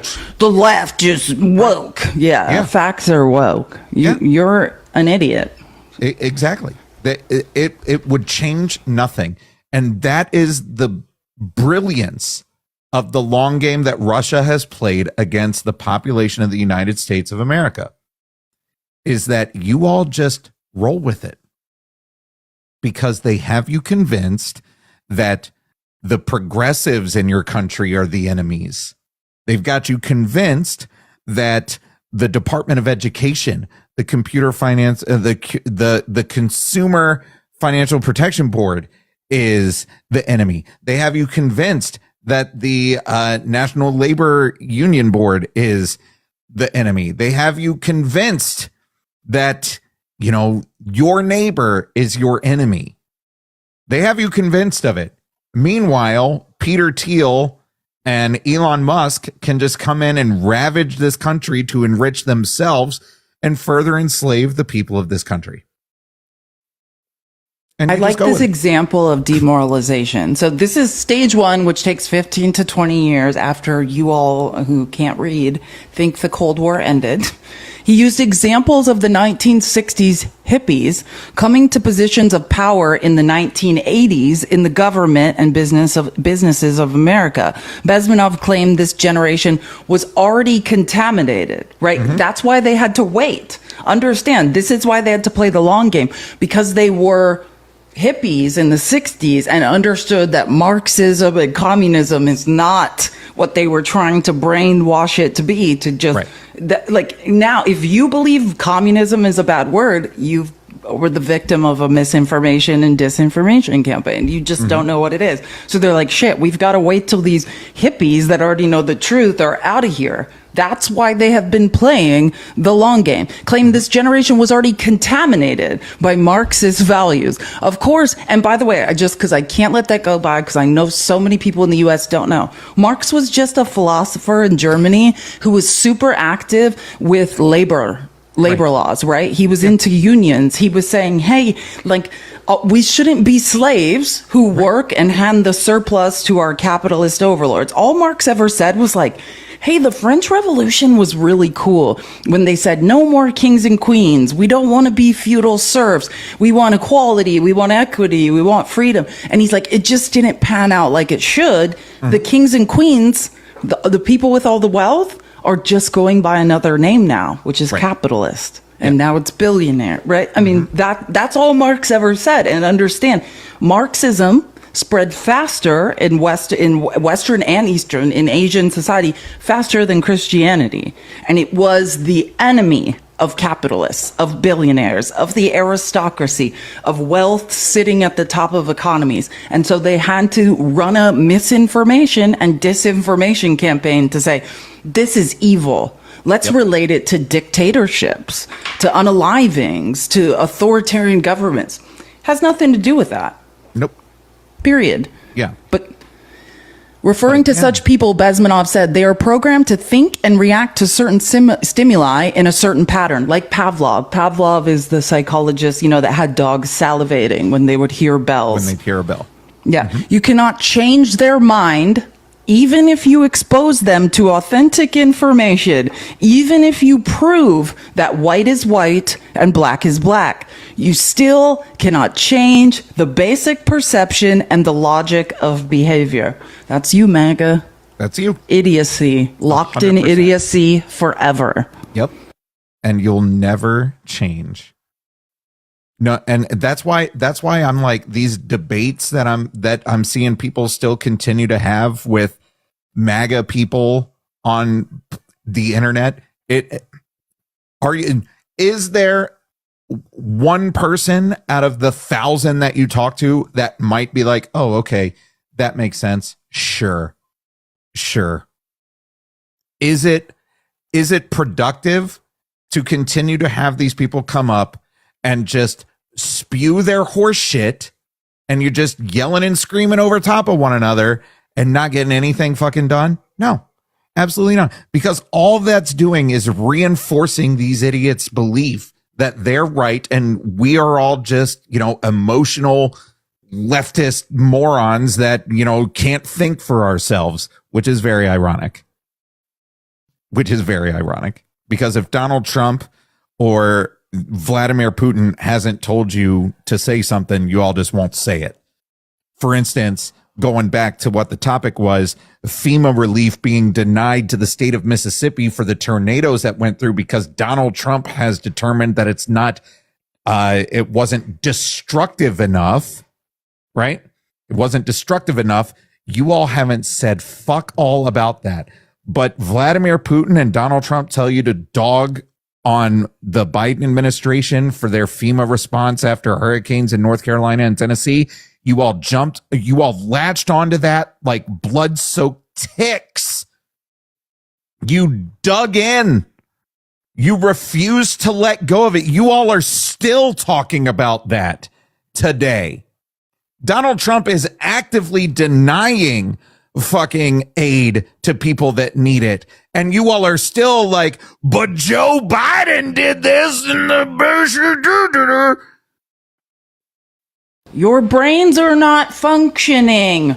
Let me read one more Bezmenov quote just to prove how much you guys have gotten God. And that's the beauty, MAGA. Like, you cannot see your own idiocy, and it's fascinating. You're stuck in like a house of mirrors of your own making where you guys reinforce each other's stupidity, which I do find it, for me, someone interested in psychology, it's fascinating to watch. But in another somewhat terrifying excerpt, here's what Bezmenov had to say about what is really happening in the United States. This is for the idiot who told me to prove the Cold War never ended. It may think it is living in peace, but it has been actively at war with Russia and for some time. Quote, most of the American politicians, media, and educational system trains another generation of people who think they are living at peacetime, said the former KGB agent. False. United States is in a state of war. Undeclared, total war against the basic principles and foundations of this system. Crazy. Yeah. What about Joe Biden? What about Hunter's laptop? Hunter's laptop. He was fucking running the country. And why is no MAGA requesting with data and information to I'm just shocked that no one wants to come up here and defend your idiocy. I guess I should be surprised that no one has any data to say that's not true. No, it's fascinating. All they have is emotion and feeling. They have no data. They have nothing. They literally have nothing. They don't have facts. They don't have the truth. They don't have intelligence. What they have is what Donald Trump and Vladimir Putin has slowly inserted into their brain through this decades-long osmosis of misinformation and disinformation. That's literally all they have.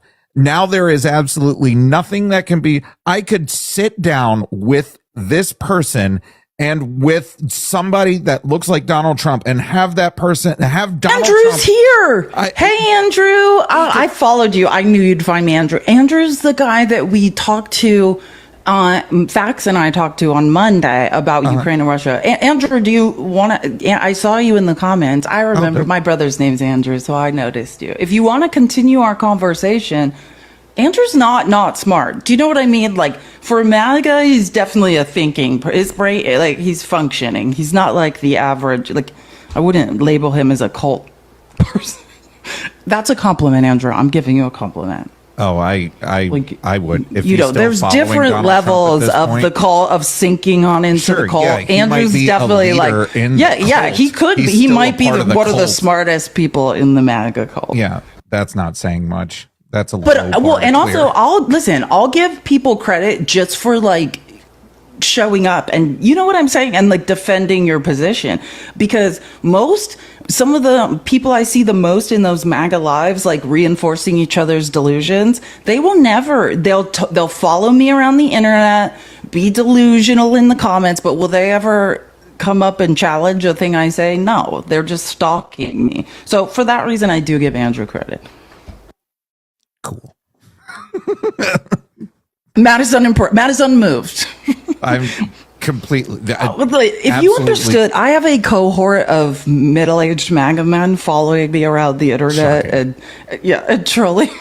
Most of my followers, I have like 200,000 followers. Half of them are middle-aged MAGA men who just follow me around to bother me. Shocking. They're fans. Jesus Christ. All right. Fucking God damn it. Accept my challenge. What is the challenge? We don't know what you're challenging us to. Jesus Christ. Yeah. What? Yeah, oh my God. Okay, if you're gonna request to come up here, could you at least high-pitched ringing? Of fucking Patriot Cellular, please? Was that like an electromagnetic? Be connected to some fucking Wi-Fi or some shit, please. I am not gonna just sit here and try to wait for you to trying to incept us with some sort of high-pitched. Yeah. Can you accept my request? Yeah. Can you find a better fucking I love connection? when everyone in the chat knows who someone is and I don't know who they are. Is this your internet work? We have to be able to hear. Jesus Christ. Yeah, you forgot to oil his modem. It's a dial-up. It's my guy's on Starlink and they're having some issues right now, so Jesus Christ. What was the challenge? Did I miss what's happening? What was he saying? I don't know. Like, accept my challenge. What are we going to do? What are we? I love a challenge. Okay. You get, okay. Nope. You already have bars. Let him talk. Can we hear you? Can you? Yeah. Are you there, sir? Yeah. Can you hear me? Oh, you're going to lag like a fucking, Jesus Christ. Matt, breathe. Okay, go ahead. What's the challenge? Are we doing push-ups or what is it? Well, you said you only have people that follow you around and just troll in the comments, and no one ever actually comes up and I'm glad. No, yeah, thank you. I'm glad you're here. I'm going to follow you just for the bravery. I'm not. Well, it's because I got to keep an eye on these people. You don't understand. It keeps me safe. That's kind of flattering, I'd say, but kind of creepy too. Okay, well, what are your feelings about what you've heard? Do you accept that the Cold War never ended? That Russian disinformation has become, incepted the minds of the right? I just find all of it so entertaining. Frankly, it's so straight emotions. Comedic. Absolutely no facts whatsoever. You find it entertaining. Because you are too fucking stupid to actually listen to what's going on and actually critically think about the situation. Okay, let me ask you something. You just find it very entertaining. Hold on. Let's see real quick. Let's see real quick if either of you can be actually intellectually honest. All right, let's see if you can do this. Go ahead. Tell me about Joe. Big Biden. Challenge. I know. Yeah, tell me about Joe Biden. Quite a lot. No, fuck Biden. I ain't got nothing to say about him. I want to ask about you guys and whether you can answer this question. We heard you. Yeah, answer. Jesus Christ, ask your question. Fuck. I'm the one with my fifis. Good grief. No, I'm tired of talking to you. You're talking to two people who've been diagnosed with PTSD. Jesus so just Christ, keep that in mind. Ask your question, for fuck's sake. Okay. Do you agree that there are Cooked facts on the internet. Cooked facts on the internet. Yep. What does that mean? That you can find a source that can refute anything that I say, but on that exact same topic, there's a source that I can cite that will completely refute what you say, right? No. Go ahead. Well, I mean, can I just talk about, can I answer your question? Okay, I hear your question. Okay. I want to answer it. Okay. I have a degree in history. I was a historical researcher. That's how I got extra money in college. Credentialism. Yeah, I'm not done. Shut up. Listen, are you gonna accept my? I don't want you to listen for your turn to speak. I want you to hear me. I mean this in good faith. Me too. Okay, so as a researcher, sure, that is what we were discussing before you came up here. The amount of misinformation and disinformation that is being proliferated across the internet in a cyber war, right? In a continuation of the Cold War. So yes, I do agree. And I've actually had some good faith conversation with people who voted for Donald Trump who were not being sarcastic and truly have asked me, like, how do I know what is true and what is not? And I would say as a researcher, right, there are tertiary sources, secondary sources, and I don't care if things come from the far right or the farthest left of media, especially for-profit media. That's a secondary source, what researchers call a secondary source. And then how I validate things is with primary sources, right? Like, you don't stop at what does the media say? Because I agree with you on that. Like, for whatever story comes out, there's one true one, and then there's going to be something refuting that. So I agree. So then what researchers do to validate things is to go to primary sources, legal documents, the congressional record, things of that nature. And that's how we validate information. And then there's also the things like, my favorite is math, right? Math does not lie. Math is not biased. So statistical analysis, right? Things of that nature. There are ways to validate what is real and what is not.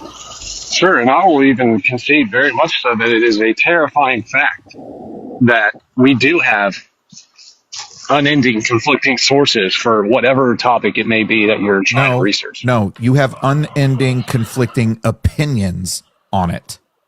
Okay, I'll give you one example. Okay, for instance, the FBI data that minimized the amount of violent crime that existed in 2022, and it came out in 2023 that Biden's DOJ was the one who was not supplying every bit of information. It may have been an omission. It may have been an omission, but it may not have been a legitimate lie. Wait, can I tell you the truth? Hold on. I'll let y'all finish. I kept quiet. Didn't. You interrupted. Horseshit. So shut the fuck up. All right. Listen, really? I'm not gonna let you just sit up here and spew. No, Felice, go ahead and tell him why he's wrong. Listen, crime data as a researcher, that's one of my things. So I just want to tell you, because you do have some things right, but I think then you and that's usually how conspiracy goes, right? There's some truth, and it started out, and I was in agreement with you, and then it kind of veers off into a conspiracy. What happened was, right, and what we know is the height of crime, what is the number one driver of crime? Poverty, right? So as a result of, I don't blame the pandemic on Trump, even though it started under his presidency. Yeah, I'm just feeling to feed myself. Let me just talk to you about this. I want to talk to you about crime databases and why there were holes in crime data and how you can supplement that information and how I did. If you really want to know, because this is something I'm fascinated by. So the height of crime in the U.S., Trump was trying to pin it on immigrants. We know there is no correlation between immigration and crime, period. It doesn't exist. But there is a big source to validate that? Okay, well, I could give you many, but I'll cite one really quick. The Stanford Institute of Economic Policy, right? Immigrants are 30% less likely to be incarcerated with white people, and then when we factor in black people who are disproportionately incarcerated, they're 60% likely. As a woman, I'm safer amongst undocumented immigrants. But I don't want to get off this because I want to explain this to you. Around the time, the number one driver of crime is poverty. The height of crime, like recently in the last couple of decades, or no, actually the early 2000s, there was a lot. There actually crime, especially violent crime, was up in the early 2000s. So let's just say the last decade was 2022. That was the height of the pandemic. Crime was up, And we know that it dissipated from there as people went back to work because poverty drives crime. Now, what was happening during that time and the holes in crime data, because we were switching electronic databases, and the FBI databases, states didn't necessarily have the funding immediately to switch over to those databases. So there was holes in FBI crime data that, like LA, and some cities weren't reporting. There is still crime data by city and by state that can be supplemented, and there are databases collecting that. There are think tanks like the Brennan Center for Justice that was tracking all of it and can create a clear statistical picture of crime during that period. And Trump started a lie. Oh, this is a conspiracy and the FBI is not reporting. It had to do with switching over to a different crime database. And I want you to fact check me after this. And I'm telling you that's the truth. It's not a conspiracy, but Trump turned it into one. Okay, now you see how I was patiently waiting and didn't interrupt you like that. No, I did see that, and I appreciate you. Correct yourself. Thank you. So I reject your premise from the get-go because I reject that your statement that crime is driven by poverty. I think you're not walking breadcrumbs back. Why? I'm explaining it. Shut the fuck up. Why? No, Bro, I want you to focus directly on your reason for why you reject the premise that poverty increases crime rates. I was saying it if you would shut the fuck up. And I'm speaking to Felice. Thank you. The anti-misogynistic thing. Okay, whatever. So, Jesus Christ, dude, where are you? Did a car just fall on you? What is happening? Are you underneath a vehicle? Dude, I work at a fucking auto shop. I apologize. Then go to work. I didn't know she was Did I starting. not call it? I knew it. Then go to work. I'm finishing the conversation. Did you see how I walked away? Thank you. Cool. So the reason I reject your premise altogether is because I mean, anyone with a brain knows that crime is not driven predominantly by poverty. You're not the number one driver of crime is poverty. Listen to me. God. That's a fact. If I can't finish it's a fact. how do you know I'm wrong? Can I say something? Because this is how debate works. I just want to tell you how debate works. What I told you is a fact. If you have a source of data to disprove that the number one driver of crime is poverty, then now is where you would present that. And this might be a shock to you, but saying anyone with a brain, that's not a source. Okay, great. Actually, if you want to know how actual debate works, it's you take turns. We're not debating. 60 seconds. We're not debating. I'm correcting this isn't a debate. We are not in a formal debate setting. Christ Give us almighty. your fucking source to back up what you just said about poverty. All y'all do is perpetuate your stereotype that you cannot have a conversation. I'm not trying to have a conversation. I'm trying to get you so terribly. I am trying to get you to give me your fucking source. Stop exactly. beating You around always the bush. Do. You always give do. me your fucking source. Like I was saying, the number one driver, when you said it was poverty, you're not walking the breadcrumbs back far enough. And the breadcrumb before that is having no family in the home and not having fathers in the home, and the structure of an actual family. And what source do you have to prove that? Well, offhand, none. But there's thousands that have been. Can I agree with you in certain ways? Well, okay, he's gone. But I'll say this: it's not like what you tried to do was another stereotype where you're going to say, "Oh, black fathers aren't in homes, and that's driving crime." No, that's not correct. But I'll say this: when I shouldn't say number one driver. I just say, because poverty is an oversimplification. When I say poverty, I want to be clear what I mean.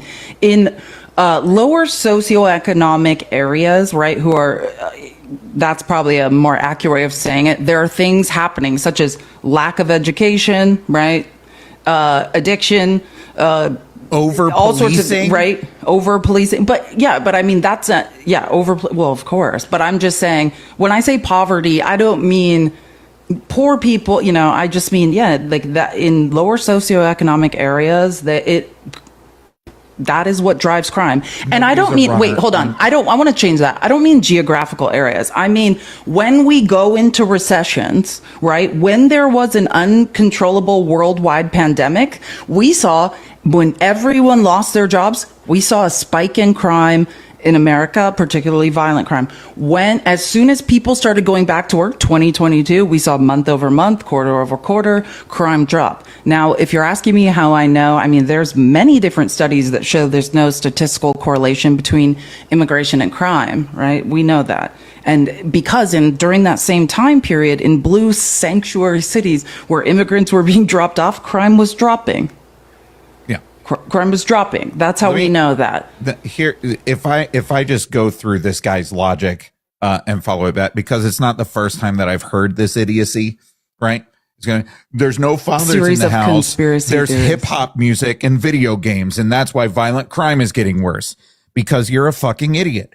You have just proven everything that we were talking about with the pervasiveness of misinformation in the uneducated piece of shit MAGA brain. You just proved it. I don't have a source. Then go away. I'm not going to talk to you about it. I don't have a source right now. Then shut the fuck up. I know you feel like, because you heard Trump say some things. I know. Facts and but states' rights, brother. But anybody with a brain, that's not a source. You fucking troglodyte. Yeah, Jesus Christ. Like, I'm done. This is what I'm saying. Like, I'm done giving these fucking intellectually dishonest pieces of shit space. Because there is nothing that can be said that is going to change their mind. Nothing. I think it's less. This is my opinion this is my view on it, just because I'm a teacher, right? Like, so I come from a background of like, because someone's an idiot or like their parents were idiots and they have delusional ideas, do they not have the right to an education? So like, I have a little bit, but I want to say this. I don't think when I engage with someone who has no idea what they're talking about, that I'm trying to directly change that person's mind. Sure. I think I'm trying to like model a conversation. And I want to play this because Andrea sent me $5 on Venmo. Thank you so much, Andrea. And this is a good question and you can answer it. She said, love you, Felice. MAGA has literally affected every family. I have found this fascinating that education, income, location, etc. doesn't matter. Anyone can be infected by this. What are your thoughts on the kind of person susceptible to this demoralization? That's a good question. The type of person susceptible, you're not going to like this. It's somebody that is hyper religious, that takes everything on faith and not fact, and is easily manipulatable, right? Those three things. I think somebody that refuses to accept information as it's presented, right? So they're easily manipulatable because they refuse to accept a differing opinion. They refuse to accept information as it's brought forward. They refuse to accept it because they have faith in this other thing, right? That's all it is. To me, everything comes back to this demonization of intellectualism. It comes back to if you have somebody in your family, of fascism. It's the basis of fascism. If you have somebody in your family that is wholeheartedly against people being higher educated, or they wholeheartedly believe that education is indoctrination, then those are the type of people that are going to be more susceptible to believing whatever supports their opinion. I want you to think about this, especially I can't remember his name, but I hope you're still listening. I want you to think about this. If it's such a good idea to dissolve the Department of Education, who has no say in actual curriculum, that's state by state. That's a lie you've been told. The only purpose of the Department of Education is to create equity and equality. And why would all of these Ivy League educated or college educated people say, I have all this knowledge. I've learned to critically think. I've learned to question authority. I've learned to manipulate stock markets. I've learned all these things. I want to shut the door behind me, and I want to stop everyone else from having the same education that I had. Why? Who is that beneficial to? You need to ask yourself that. For your children's future, who is that beneficial to? And I'll say this. This is why I have a problem with fence riders. Not to say MAGAs are necessarily fence riders, but the rise of Mustache Man this is when I always say this, I see the world in patterns, and one of the scariest patterns to me is the rise of, people have no idea what populism is, and this is like kind of a populism's bastard child, but the rise of populism in America. This is how Mustache Man got in power. When the middle comes together, the center right and the center left, to ignore the poverty, the struggle of the working man, this is when delusional ideas of anarcho-capitalism and billionaires getting richer and dumbasses who have no idea how to do research, like this is how Mustache Man got into power, saying, I'm a populist, I'm for the working man. The night of the long knives, the first thing he did was off the real socialists. And I know MAGA doesn't understand socialism. Socialism is about equity. It's about having a piece of the pie. It's about not being a slave laborer. And the real socialists, Mustache Man off them. He's like, I'm not sharing. I'm a capitalist. I'm here for me, not anyone else. We're not sharing in any profits, right? He pretended to be a populist. He pretended to be a socialist. He pretended to be for the working man. And because the center right and the center left were supporting, capitalists who were hiding, former aristocracy, and were helping the wealthy get more wealthy, and the average working man felt disenfranchised, they bought into the rhetoric. It is the literal same thing that Donald Trump just did. You guys got. And how I know is math. You can say anything you want to say and try to say that brown people stole your money. They don't have your money. Forensic accounting is chef's kiss, never wrong. It's the people you voted for have your money. Now, whatever you grow a spine and want to get it back, like, give us a call. Hey, old school patriot, you said, which party? Not old school patriot. Here we go. Hey, I just have one question for you. As soon as you load in, I just have one question for you, because you brought up, the KKK and all this other shit. Who do they vote for today?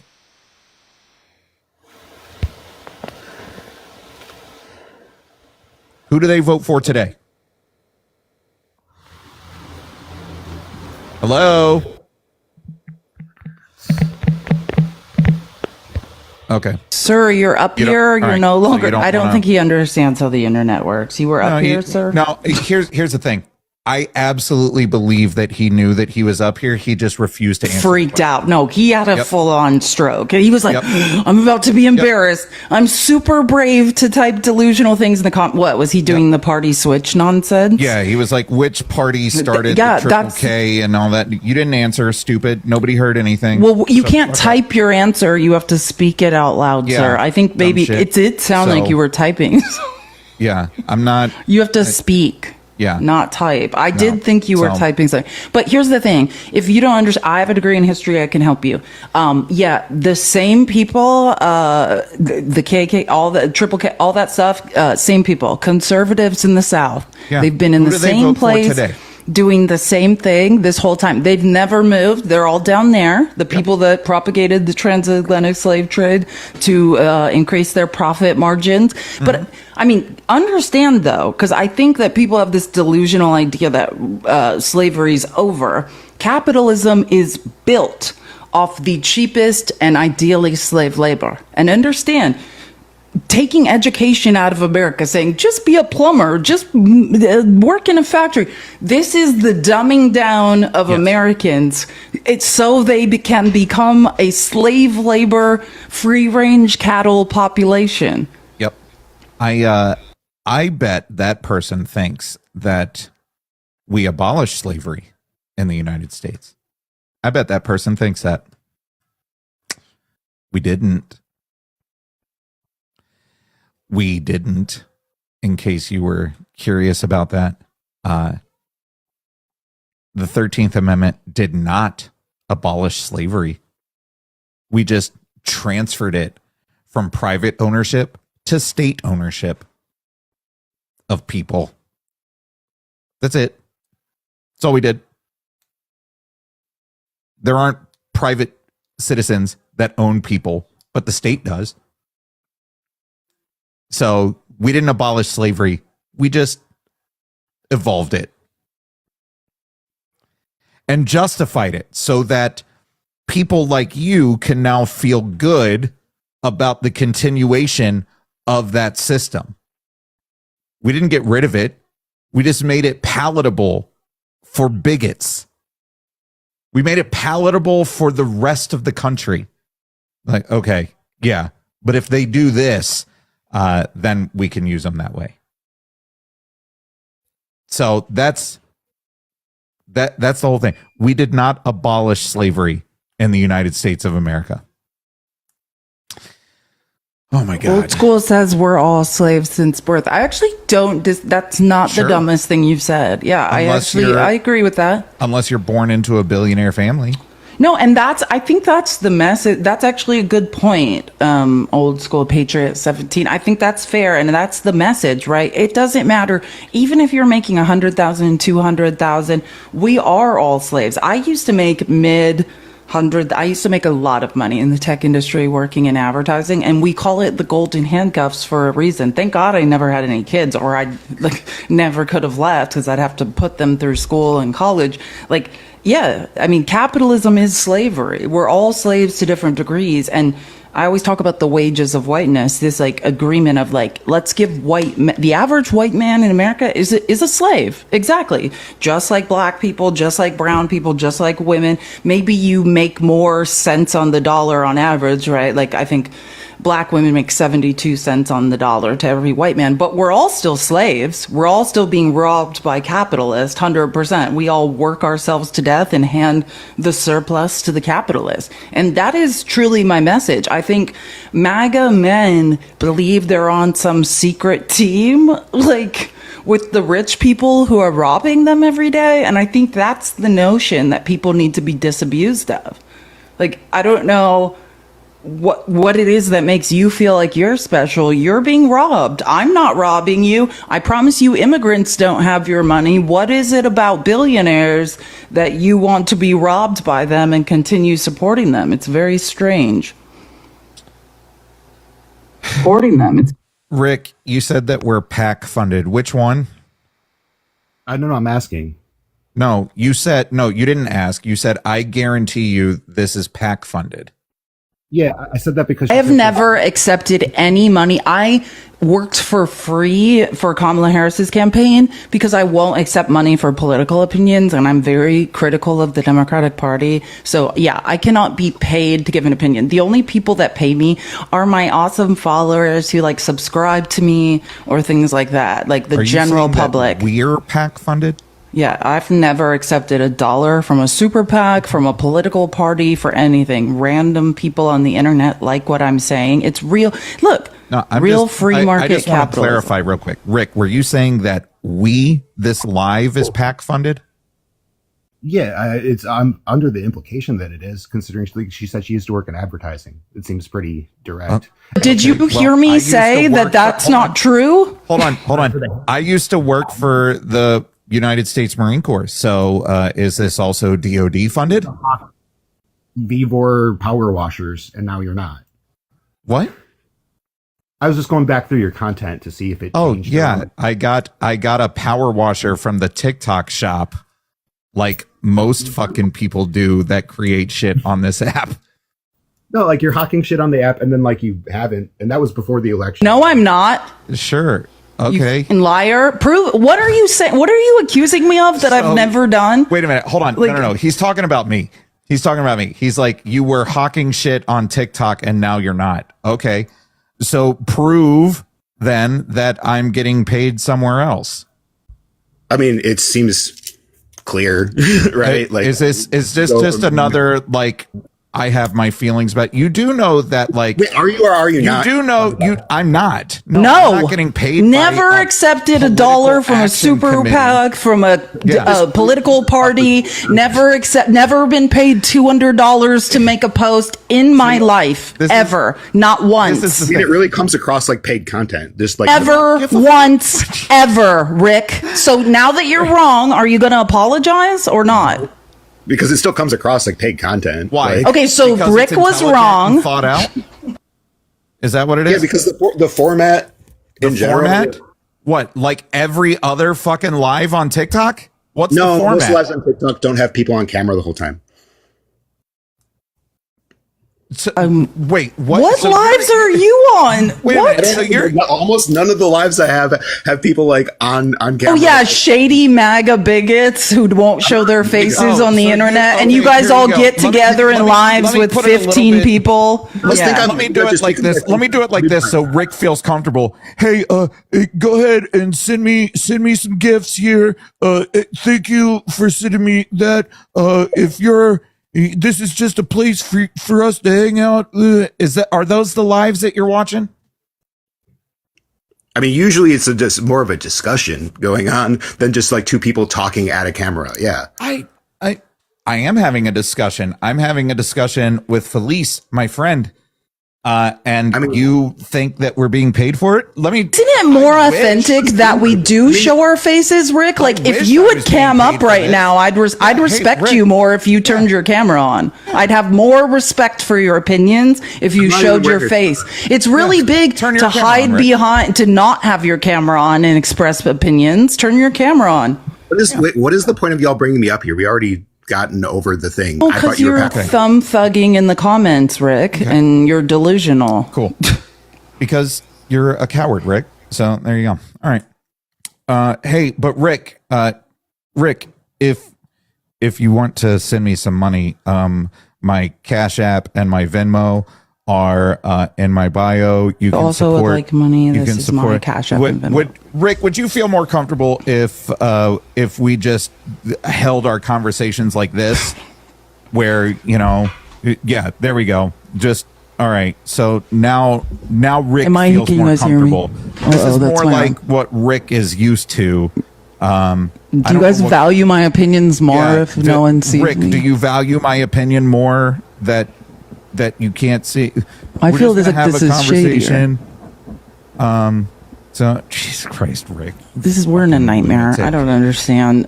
I wish every MAGA person would turn on their camera, but yeah, abject bigotry, spreading delusional lies. I wouldn't show my face either on the internet. But yeah, that's why I do that. I want you to see my face. These are my real opinions. And I just want to say something. I find it super ironic. Like, this is the ultimate thing.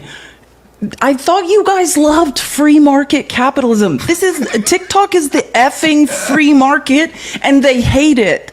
This is how much I'm worth today in the free market. People get to decide. I do a show called The People's Receipts, right? I used to be a teacher. I like to educate people about things. And then every day, people decide what that's worth to them. I thought that's what you guys wanted. Hold on. Here, let me help Rick out. I got this screen here that connects to your phone so that you can see through the rear camera on here. And you can then record things. This is on the TikTok shop if you would like to. I'm pretty sure it's in my showcase. There you go, Rick. I hawked some stuff for you so that you feel better about sitting here in this live.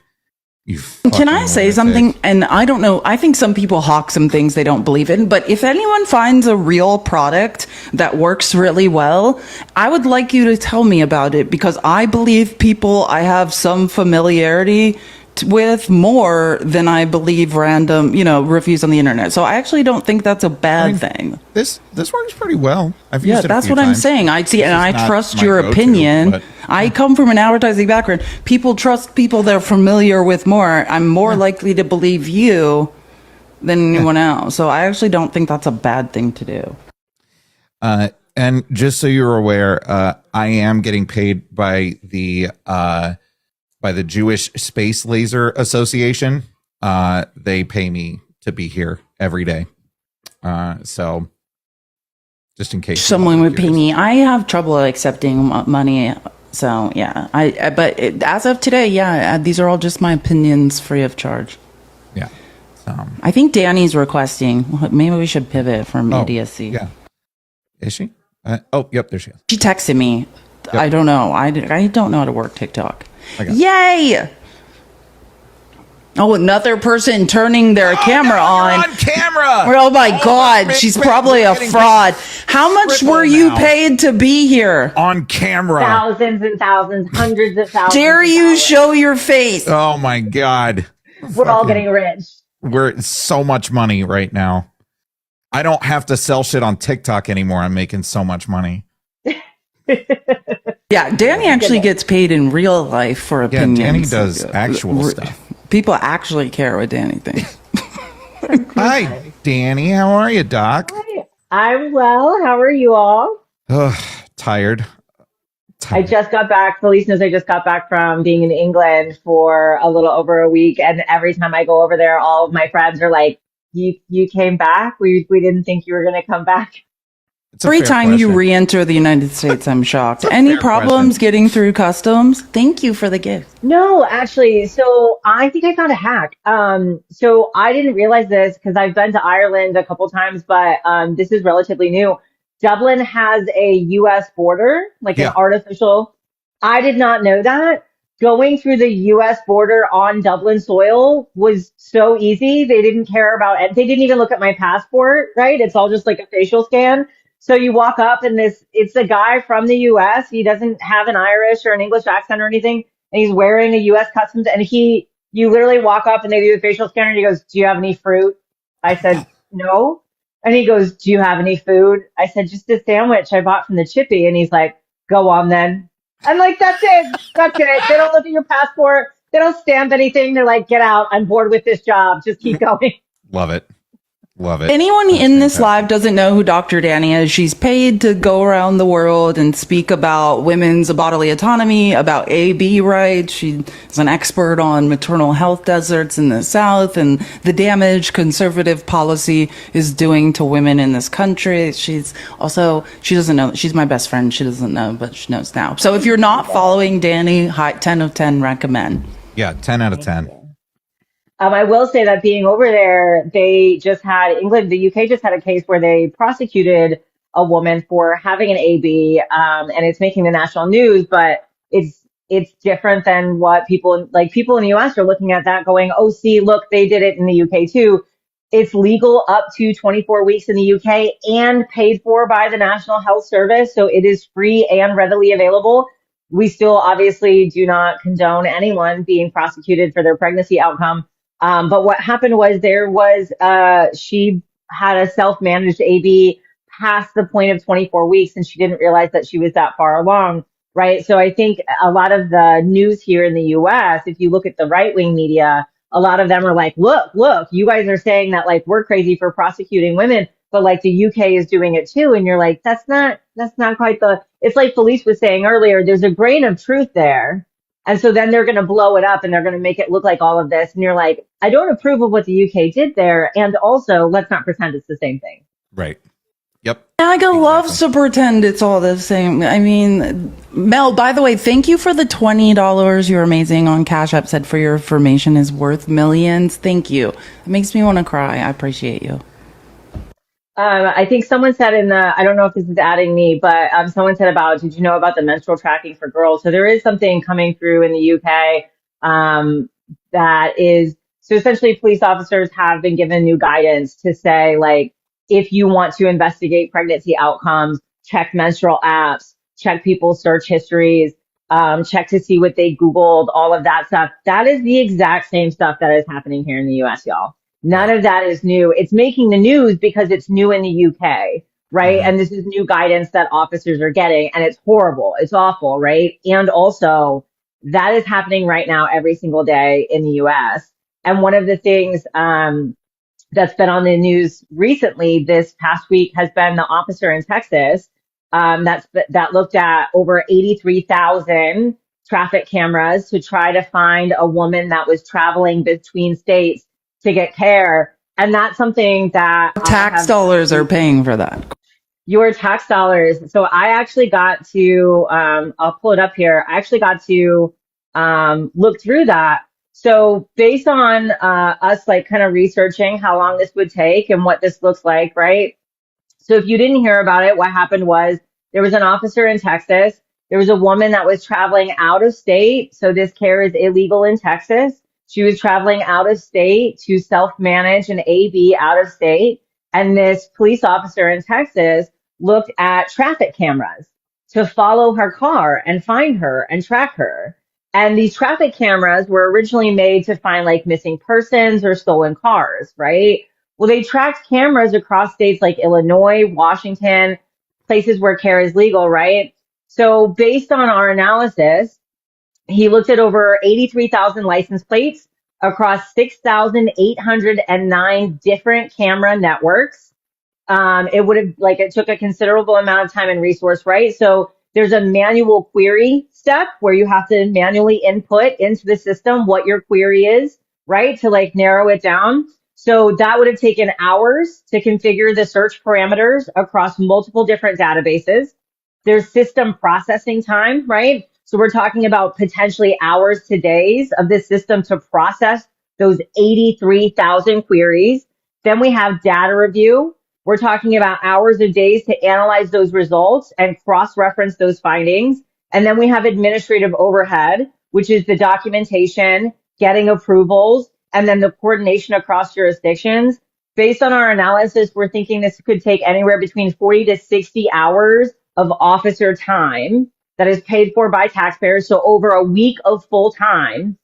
Meanwhile, Texas has how many grape kit backlogs that they don't have time to process, right? So we're talking about, even if you're just thinking one singular officer, 40 to 60 hours worth of his work time, but they don't have time to investigate stalking or domestic violence or grape kits, right?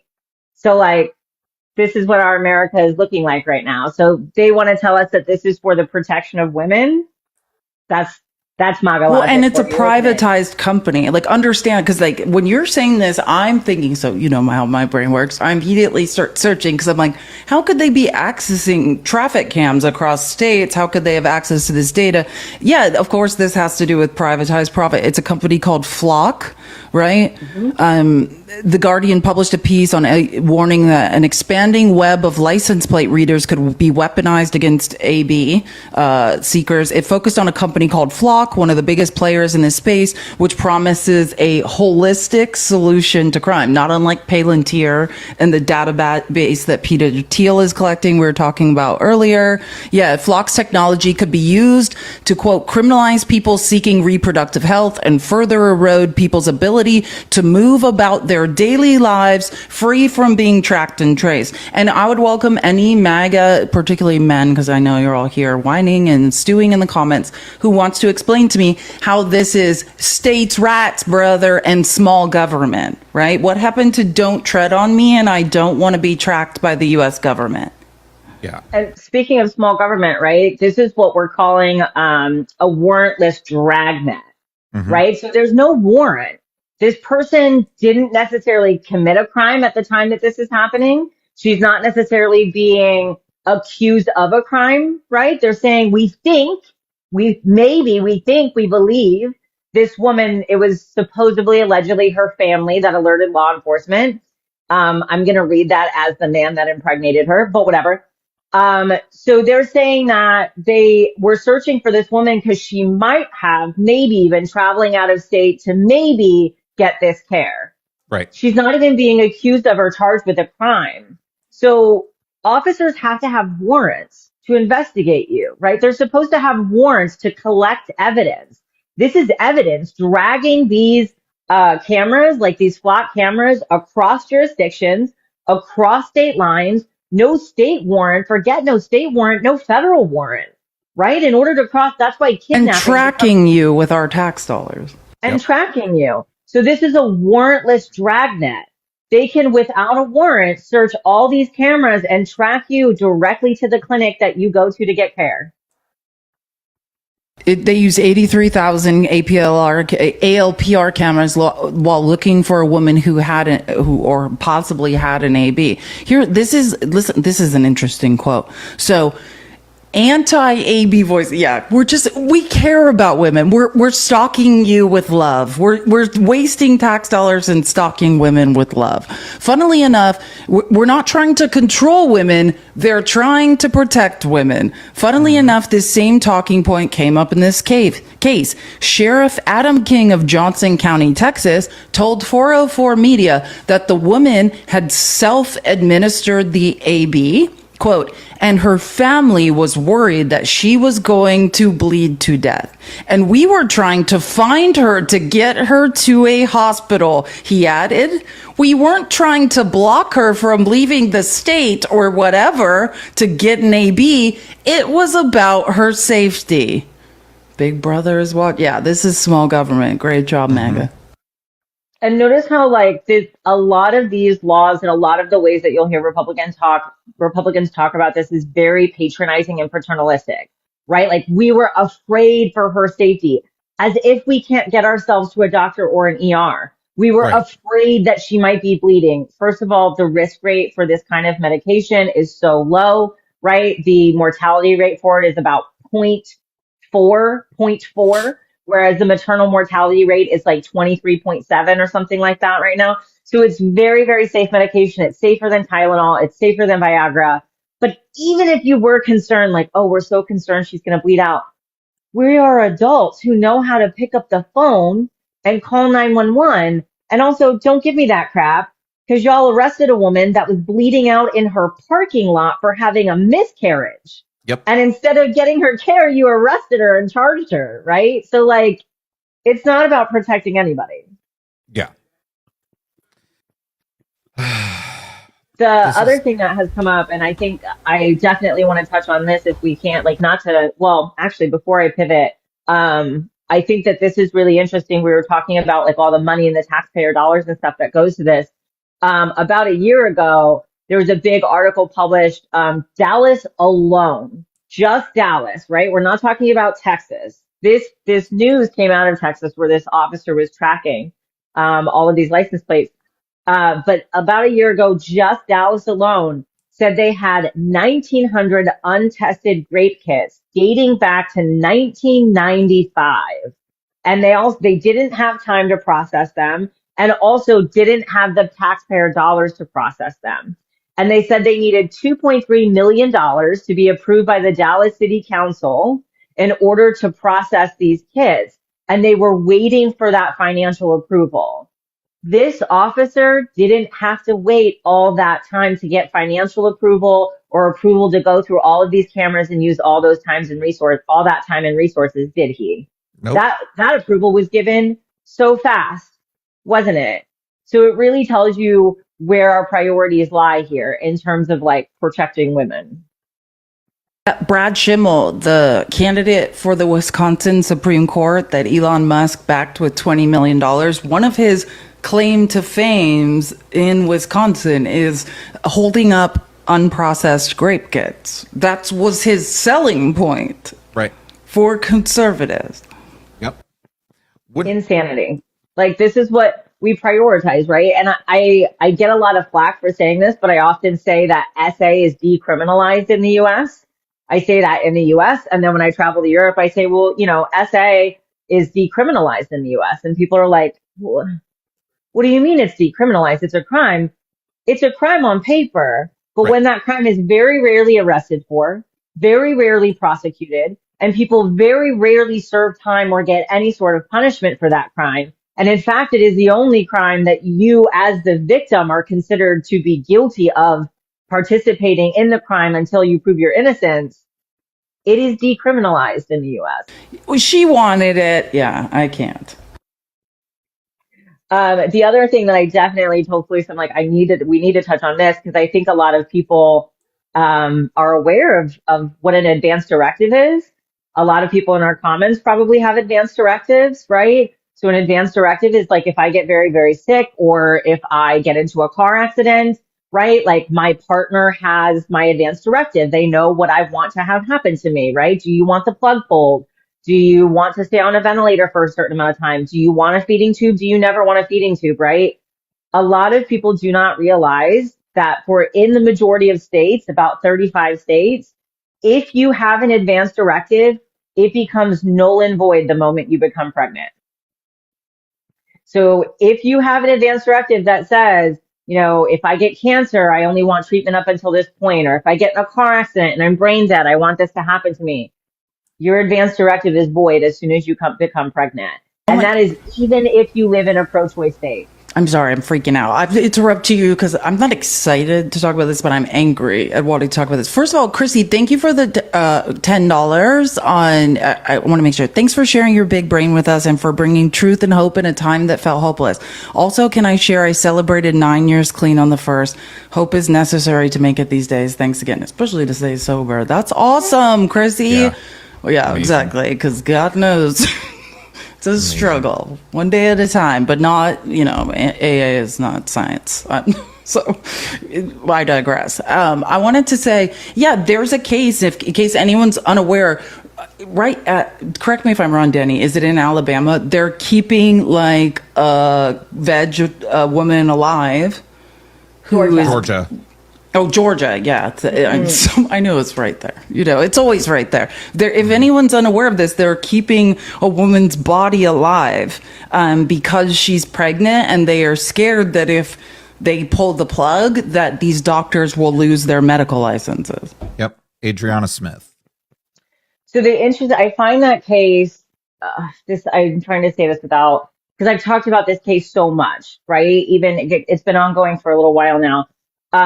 So I find this case really interesting because there was a case out of Texas, and I will pull it up, but there was a case out of Texas. Munoz was the lady's last name, Munoz. I have a TikTok video about it. So at the time, it was a very similar situation. I believe she had pulmonary embolism that caused her to suffer brain death, essentially. And so she was on a ventilator, and this was in 2014. So this was before we had all of these anti-choice laws, right? So this was over 10 years ago now. And Texas kept her alive against her husband's wishes. She and her husband were both EMTs, right? They both were paramedics. I know they're not the same thing, but if people don't know what an EMT is. So they were both EMTs, and they had advance directives. They had very clear advance directives because they worked in the field. And so she suffered brain death. Her husband was like, nope, she has been very clear about what she would want. And so I want to remove life support. And the Texas hospital would not do it because she was pregnant.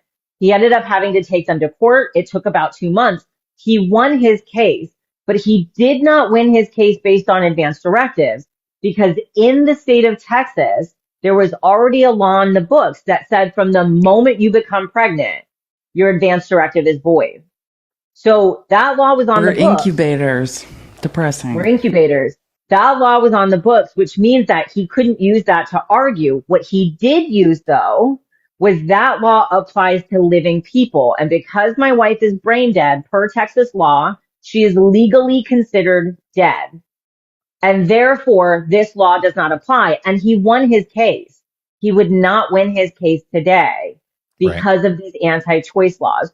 Georgia has similar laws on the books. I actually have a list because I was asked to compile a list for a research group, and I'm great at lists. Georgia is one of the states that has invalidations with exceptions. So there are some states that, without question, the moment you become pregnant, it is invalidated, right? And then there are some states that say like, well, it becomes invalidated if, right? And Georgia is one of those states that says it becomes invalidated if. And sometimes that's like if you're over 12 weeks pregnant. Sometimes that's if you're over 23 weeks pregnant. Every state is different.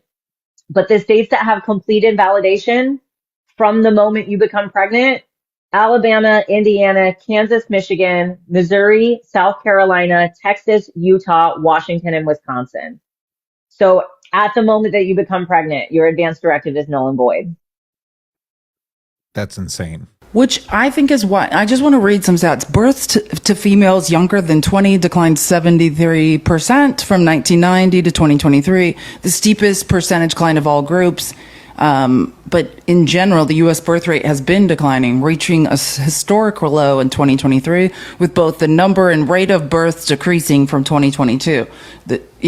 Like, why would you want to be pregnant? I mean, I can't, no offense, I mean, at least you're married, so she probably has to have sex with you. I don't know what the reason was. I talk about this all the time. Yeah, that's like wrong. I was like, incorrect. Like, no, I'm saying, like, I talk about this all the time. Like, what, someone explained to me what the benefit of me. I've not had sex in years, like for different reasons. I got really sick and then I went to therapy, and then I was like, if I'm going to do it, I'm going to do it for the right reasons. But yeah, like, explain to me again. I'm pansexual. I'm not saying I wouldn't have sex with a woman, but for what reason would I have sex with a man under these conditions where I don't have control of my body any longer? I have no rights. I'm an incubator. Tell me why. I mean, I guess if you found like the 1 in 1,000 men who was good at sex, but that's probably, I mean, it's probably not going to happen. So what would be, what, Matt? Do you deny? That was me. I made that statistic up. I don't know. No. I think, yeah, the unicorn. No, I get it. Yeah, there could be one. We don't know. Has anyone met him? I haven't ran into that person. Out there, right? I mean, I'm sure there's got to be someone somewhere else. Somebody that's good. Well, I mean, I never personally ran into him. I'm married and I struggled. But truly, what is the point? I'm going to become an incubator? Understand. I tell people all the time, like, I just don't understand what the incentive to have a child here in the US would ever be, right? Like, we get no paid parental leave. We have the highest maternal mortality rate by far. Maternal mortality is essentially your risk of unaliving due to the pregnancy or shortly following, right? Childbirth, or within a certain amount of time, 6 weeks is what the time frame is, postpartum. Ours is like, I can't remember the exact number because I think we just got a new one, but it has been hovering around 23.8. It went way up during COVID. It was like 32.2 in 2020. And a lot of that was due to COVID, right? But we're still hovering around 24. The next closest country is like 8, 3 times lower than us. We have the highest infant mortality rate. Fully, it depends on who you ask, but about 1/3 to 2/3 of people who give birth experience birth trauma because of the setup of our medical system. Mm-hmm. If you've ever seen some of these videos of like women videotaping while they're giving birth, they're being treated horribly. They're being told to just shut up. Yelled at. Literally berated and yelled at. Case in point, my wife, when she was pregnant with our Danny's oldest, never heard this. Danny, you had to go. Matt, tell the story. Yeah. So my wife, when she was pregnant with our oldest, I was deployed to Iraq at the time, and she was like 2 weeks past her due date or whatnot. And so they were like, all right, we're going to have to induce labor.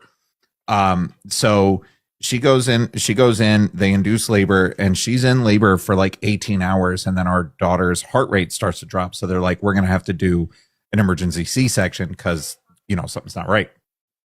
They had given her an epidural when she first got in and started the labor and delivery. Right. So it's been about 18 hours. They said, you're probably still good on that epidural. So we're going to start. But if you start to feel any pain, just tell us, say pain, and we'll stop and we'll move forward and we'll re-up the meds. And she was like, okay.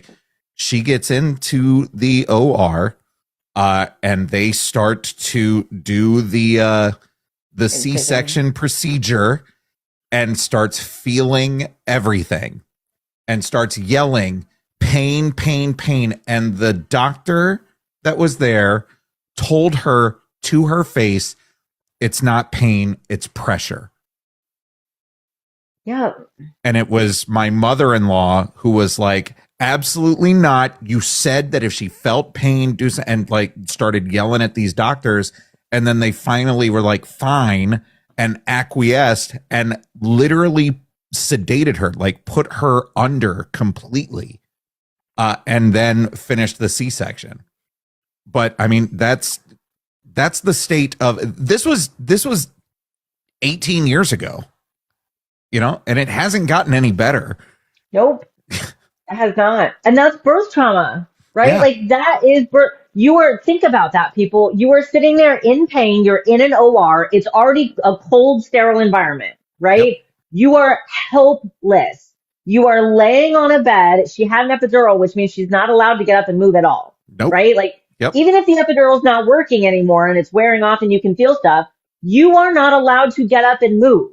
And also, your arms are strapped down. Yep. Because they don't want you. They don't want you moving around, right? Yep. You are literally strapped to a table saying, I'm in pain, help, I'm in pain. And you're being told, shut up. That Just you're shut not up. in pain. You're feeling Why would I not get pregnant? So let me just give you how I think it goes. So I would I would have less than mediocre sex with a man. Then I would be slut shamed for that sex and devalued, right? Because every time I add a body to my count, as a woman in American society, I have less value. Is that how I understand it? I now have less value in society for doing what I'm being pressured into doing. So then I get pregnant and I'm ugly and fat, right? Which also devalues me in American society because, ew, what's wrong with that woman? She's not good looking anymore. Ew, she has less value. And now she's complaining about things and nauseous all the time and she can't do things for me and I don't like it, right? And then I'm told I'm an incubator. There's nothing I could do about this anymore and I need to just shut up and have this baby. And then come the Medicaid cuts, right? If you're in a rural area, you're now a 2 hours drive from a hospital because of Medicaid cuts. What percent? Isn't it 40% of babies used to be born on Medicaid? We don't know. It's about that. Like, there's some states that don't report their numbers very well, right? But anywhere between 30 and 40, Medicaid is by far the number one payer of maternity care in the United States. So if you are having a baby, if a patient is having a baby, I can take a guess and say they're on Medicaid, and I'm probably going to be right a decent chunk of the time. Yep. Exactly. And then I'm going to be devalued, told I'm a drain on the system. The minute that baby's born, I'm solely responsible. The man can disappear, and now I'm just some single, I don't think I could say the word I want to say, so I'll just say what they say across the pond, slag. Right? Who has a baby outside of wedlock that I'm expected to raise whilst I'm devalued in society? Because no man wants to take care of someone else's baby. Or I could ever enter into coverture law where I become a man's property and then am devalued that way.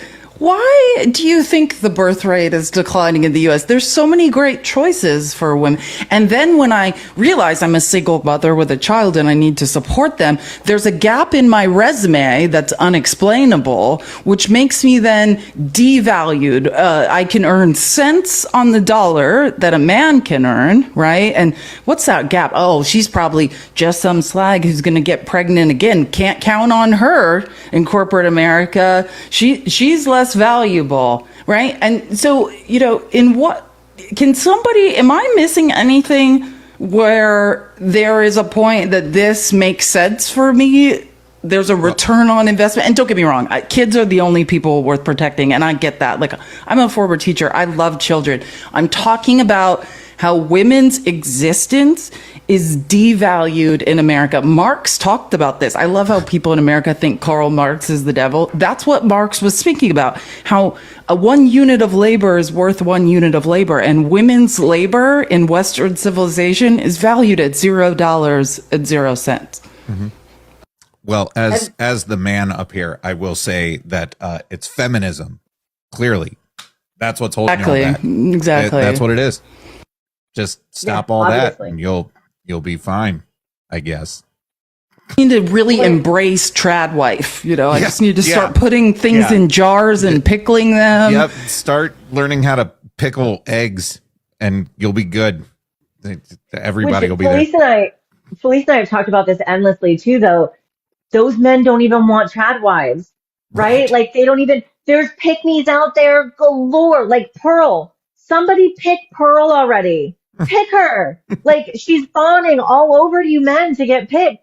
They don't want them because to these conservative men, remember, masculinity is about dominance. It's about dominance and overtaking you. They're looking at a trad wife and they're like, there's nothing there for me to dominate. She's already rolling over on her back like a puppy saying, I submit, I submit. that doesn't increase their manliness.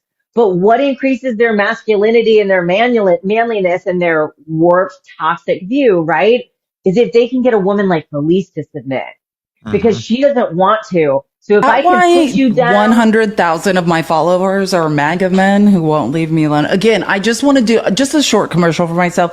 Once the recession really sets in, I will be belittling men for money. So MAGA, if you do want to message me, there will be an hourly rate to belittle you for money. We can do it over text message, calls, or FaceTime is going to be more. But yes, I will inform you how small and insignificant you are for money. This is amazing. yeah, and the platform doesn't matter, but it will increase your pricing, right? Like text, FaceTime. Platform is open, but the pricing is not. Mm-hmm.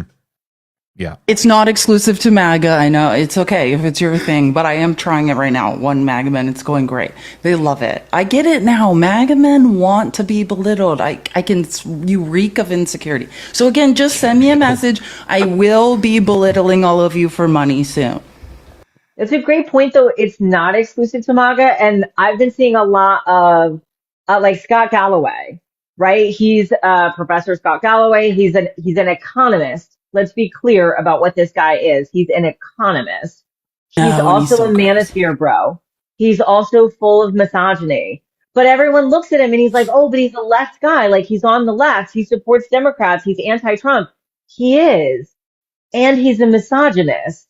Right? Like, he is a manosphere bro. Yeah. So it is also blue men, left men, right? There was a Twitch streamer that I can't remember his name because they don't really do Twitch, or like he's a YouTube or Twitch streamer. And he just was in the news recently. And people are like, oh, he's the man that's going to like bring men to the left. Because he's like a very stereotypical masculine looking guy. If anyone knows what his name is, please drop it. And I'll probably get a lot of hate from his followers from it, I'm sure. But like, he has said on camera before that some women deserve to get raped. Yeah, Hassan Piker. There you go. That's what it was. He has said online, like, some women deserve to get raped. And I think it's a good thing. Like, y'all, pay attention to what these men say outside of because they might not support Trump, and that's great, right? But also, listen to how they talk about women. Because just because they reject certain conservative stuff doesn't mean that they've rejected the trad wife crap or the misogyny. People are shocked. Hassan said that? Yeah, misogyny is prevalent. Obviously, once people get called out on the left, then they just go to their home on the right. But of course, people hold misogynistic values on the left and the right, for sure. So let me look it up before I like defame somebody, but I'm pretty sure that it was him. And look, I don't care why somebody said it, because a lot of people are going to look at that and be like, oh no, he said it because of this, and so it's justified. No, it is not. It is not justified. Can I tell our Mr. Jones story, Danny? This is actually, people keep mentioning Mr. Jones. I'll tell you this story. Like, there was a time, and I always say this, and people ask me why, because like, as a creator who has followers, my job is to keep people safe, right? Like, and I'm not going to say that someone's safe if I have an idea that they're not, right? So I'll never, I'd say like, I'll publicly say Matt is a safe person. If that turns out not to be true, then okay, I guess he could be a serial killer, and I don't know. But I believe Matt's safe. I believe Fact Still Matters safe. And when I said this one day, like Danny and I were doing a live, and I said, yeah, like the only men that I'm going to vouch for the internet, it doesn't mean like, I love Pickles, I love Chris, they were like my little brothers, but I was just thinking about men who speak about women's rights on the internet. And I mentioned Matt and Steve, and people in the comments were like, and Mr. Jones. And Danny and I were like, no. And instantly he showed up in the comments and started bullying us. Immediately. Like seconds later, started bullying us. I mean, like that's all that's all you need to know. Yeah, thank you. Someone remembers this. Does anyone, like, there were people who were there. Yeah, like, it really happened. He showed up like almost immediately, And we didn't even say anything bad. That was the thing. Felice and I were being very careful. We were like, some leftist men, blah, blah, this, and this. Somebody else had said his name, and like Beetlejuice appeared. And we literally, Felice and I didn't even say his name. We didn't even call him out specifically. And then he immediately was like in the comment section, like, oh, wow, I'm shocked to see this. I'm shocked to blah, blah, blah. Sir, you weren't even here to see this, because if you were, there was nothing to see. Somebody else happened to mention your name, and then someone in the comments tagged him, clearly called him over. And then he came in acting like Felice and I were holding a live dogging on him. Like, we literally Bullying never even us. mentioned your name. Which is a confession. You didn't think about it. So someone saying, did Piker say this? So if you look it up, he was making comments. And again, I can agree with some of his stuff, right? And also, it's never okay to say that certain women deserve to be SA'd, right? Yeah. So he was talking about a university, like some protests and things that were happening on university campuses. And he was saying that some of these women are daughters of rich men, and therefore they probably deserve to be raped because they're daughters of rich men. And so first of all, I can understand hating on the rich, right? I can understand hating on certain, groups of people and stuff like that.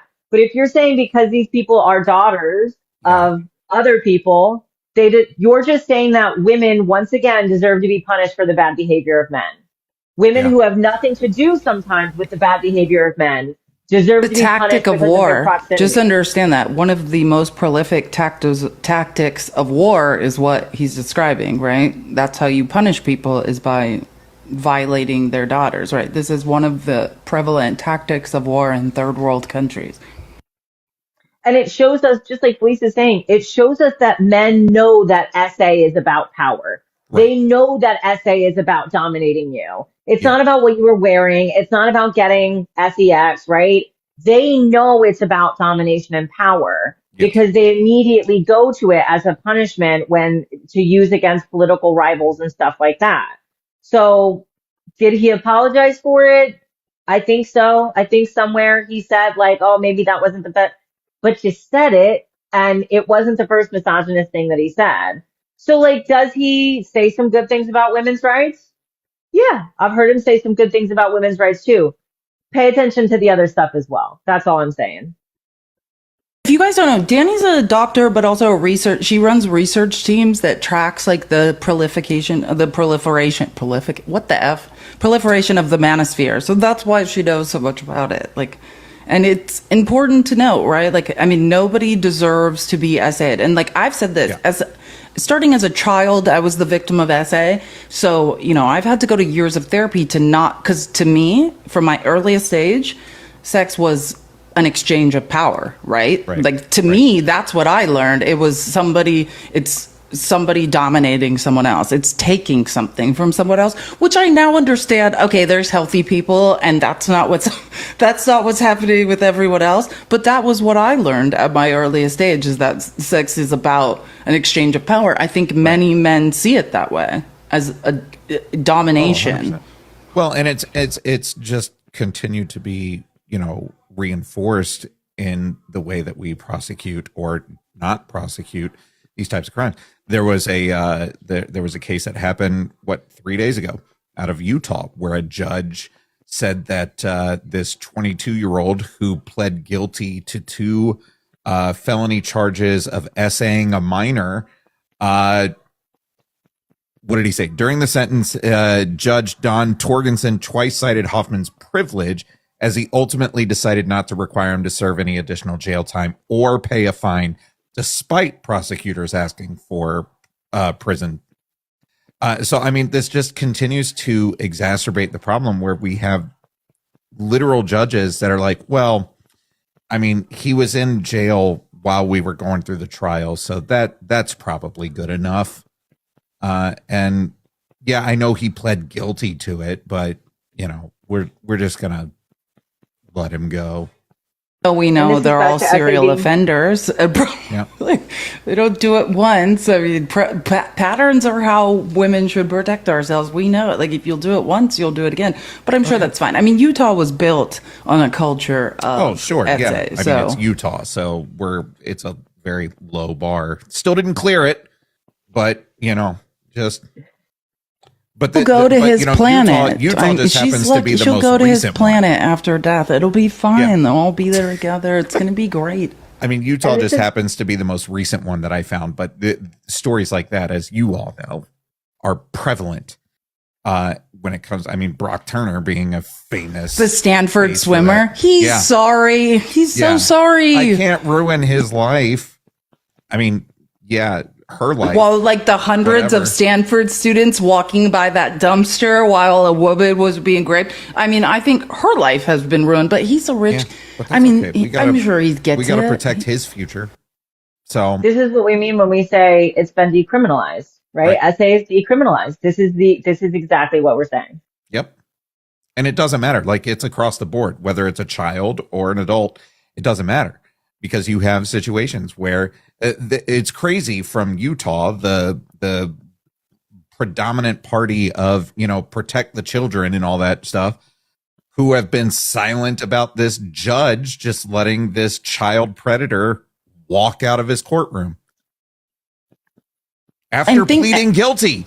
And my background in advertising, look at the language. And I think someone was kind of alluding to this in the comments. Look how they'll call black children, black male children, military aged men, right? Like, they're up to from 11 years old. These military aged men are up to something, right? But if it's an 18-year-old white boy, then he's a child. He doesn't know the difference. Like, understand that the narrative in the media matters, right? Well, and that I was just going to comment on that too, Felice, because as you know, like with marketing, again, once you see it, you're not going to ever unsee it. But I want you to pay attention to how, like, first of all, we don't use active language, right? We don't say man SA'd young girl, right? But also it's like, oh, young girl was SA'd, or like alleged this, and this, which I get, like for legal purposes, they often have to say allegedly, right? Okay, fine. But when you pay attention to the way that this is characterized in the media, if it's a 13, 14, 15-year-old girl, they will say young woman. Right. Young woman accuses, young woman this, young woman. She can be 13 years old. Yep. Right? But this grown ass man can be 25 years old. And it's like young man with a bright future. Yeah. Right? This is whole world's in front of him. Yep. Whole world in front of him, right? Constantly. Oh. And what Felice made a mistake. Yep. Oh, it was just a mistake, right? Like, a mistake is the fact that I left my coffee creamer out this morning and then I didn't realize it until like 1 p.m. Yeah. Right? Like, that's a mistake. A mistake is not violating another human being. You notice that they don't say that about burglary. They don't say that when someone steals a car. When it's about property, they don't say, oh, he just made a mistake. Firebomb a Tesla dealership and you are a domestic terrorist. SA a child, and the judge will quote, say, quote, 112 days is a lot of jail time. It's a lot of jail time for someone your age who comes from some level of privilege. We don't speak ill of the late Senator John McCain in Arizona, but also one of his children I used to party with. And when I say that this very rich white kid would do things, I mean, like burn down a building. Oh, boys will be boys. I mean, but like, I'd be like, if I did that, I'd be in prison for the rest of my life. Just kids having a good time. Boys will be boys. Which is never used as a reason for why girls should be in charge. Right? Like, boys will be boys. What we're saying there, which none of us agree with that, right? Is basically like, oh, boys are so immature. They're so irresponsible. They're going to do destructive and harmful things. They're just figuring it out. That's how boys are. And we allow them to have that excuse fully through their mid-20s. Yep. Which means if that's true, boys and men should not be in charge of anything. That means that girls are so much more mature and so much more intellectually superior that we have to make an excuse of like, well, you know, boys are just stupid. Then they shouldn't be in charge of anything. But that's Agreed. never used as an excuse for why men shouldn't have power and women should. It's always used as an excuse for why men shouldn't be accountable. Yep. Just scraped someone. Boys will be boys. Boys will be boys. Can't ruin his future. And to Felice's point earlier, like Felice, you were saying, these are multiple offenders, right? Right. So in the very beginning of my career, way back when I was a baby, I did a lot of forensic psych work, and I worked with S offenders, right? I wanted to do that work. I found it very interesting. I don't regret it at all. It did a lot for my clinical skills and stuff, right? And it also taught me to work with difficult patients quite a bit. But that being said, I ran an offender group, right? So if you were convicted of an S offense, you had to come to this group. Mind you, most of these men never spent any time in prison. Most of these men were out on probation. They received probation for their sentencing. Mm-hmm. So when you came to the group and you were new to the group, and also at the beginning of every group, we went around the group, and the groups were anywhere between 10. I usually capped it at like 12 people, right? So you would have to say, my name is Johnny. I was convicted of XYZ. My victim was X years old, but in reality, I have X number of victims, right? Now, people in the comments are going to be like, how did we not prosecute those people? Because this was a treatment group. They were not disclosing who their victims were or names or anything like that, right? This was purely for treatment. The law enforcement side was separate, right? So they would say, my name is so-and-so. This was what I was convicted of, but in reality, I had this many victims. Almost never did they have one victim. And It was absolutely not unheard of for them to have more than 10 to 12 victims. I had people that were like, and in reality, I have around 30 victims. In reality, I have around 45. This was not uncommon at all. And I ran 3 groups a week, and there was a wait list to get in it. And none of these men spent time in, like, not none. Some of them came out on parole, right? But most of these men received probation for their crimes, even if their victims were children, even if their victims were their 12-year-old niece, right? They had multiple victims that they actively admitted to having in group. And I was shocked if the number was below 10. Yeah, that's insane. But hey, you know, we gotta figure out this. I'm a boy mom. Loneliness. When people say that, I'm like, whenever someone says I'm a boy mom, this is the new thing that terrifies me. I'm a boy mom. What does that mean? You're going to excuse all the horrible things your son does? What is it? Yes. What is a boy mom? Like, I have friends who claim to be boy moms. My best friend has 2 boys, and she's the best, right? She has those kids being like, I have bodily autonomy. She's a lawyer that works for the Attorney General of Arizona. She's brilliant. So she's a real boy mom who's teaching her children bodily autonomy, and you don't touch anyone without permission. That's a real boy mom. But boy moms who are like, I have to protect my son. There's all these women out here. You know, like, it's a scary culture that is developing. You'll never find anyone that loves you as much as me. Like, that's a weird thing to say to your son. Well, it's the Electra I mean, yeah, it's like is Electra complex. It's the Oedipus complex. Yeah. It's disturbing. Weird thing. That would be a weird thing for me to hear anybody say to their kid, regardless of their gender. That's a weird thing to say to your child. Just period. Well, and also your kid bodily autonomy, teach boundaries, teach you don't touch people without permission. That's a real boy mom. Like these boy moms on the MAGA side who are like, women are always claiming their essay. Those are the ones I'm very concerned about. And I always I hate this idea. So many people they'll find out they're having a girl and they're like, oh, that's going to be so hard. Or we hear this all the time about boys are easier to raise. Boys are not easier to raise. You just abandon them. You abandon them early. By the time boys are 5 years old, so by the time they hit kindergarten, they have learned that their expressions of emotionality and vulnerability make adults uncomfortable. They're told to man up. They're told to toughen up, stop crying. Boys aren't easier to raise. You just abandon them. Absolutely. And then That you leave is the such rest a of that great raising. point. We talk about this Like all the time, and then they're inducted into the patriarchy where they learn, instead of crying, instead of expressing and regulating your emotions as a healthy person, punch down on someone else. Yep. And you know who does the raising? Honestly, because like boys aren't easy to raise, we abandon them, and then we offload that raising to future wives and girlfriends. Yes. Because then we expect them to finish raising your boys, right? We expect them to do the emotional labor. We expect them to teach them how to do the frickin' laundry or notice that the dishes need to be done or how to regulate their emotions so everyone in the household isn't walking on eggshells or how to talk and express their emotions.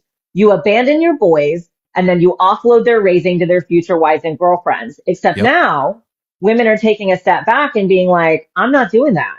I'm not doing that raising. Like, this man needs to come, like, I'm not finishing baking your cake. You're not going to give me a cake and like a floppy cake and be like, well, you got to finish. That cake better come out fully frickin' baked and decorated in the flavor that I want, or I don't want it. 100%. Absolutely. Autonomous being, not still attached to their narcissistic mother by the umbilical cord, and still like either fix them and don't pass them off to me, and then criticize. God, preach, Danny. Is that part of Elon Musk's problem? He seems like he was raised that way. Elon Musk's stepmom is his like 13-year-old stepsister. Are you aware of that? Like, I mean, these like that we could do. There could be thousands of psychological studies about that family. Elon's stepmommy, Elon's mommy is his stepsister. Yeah, yeah.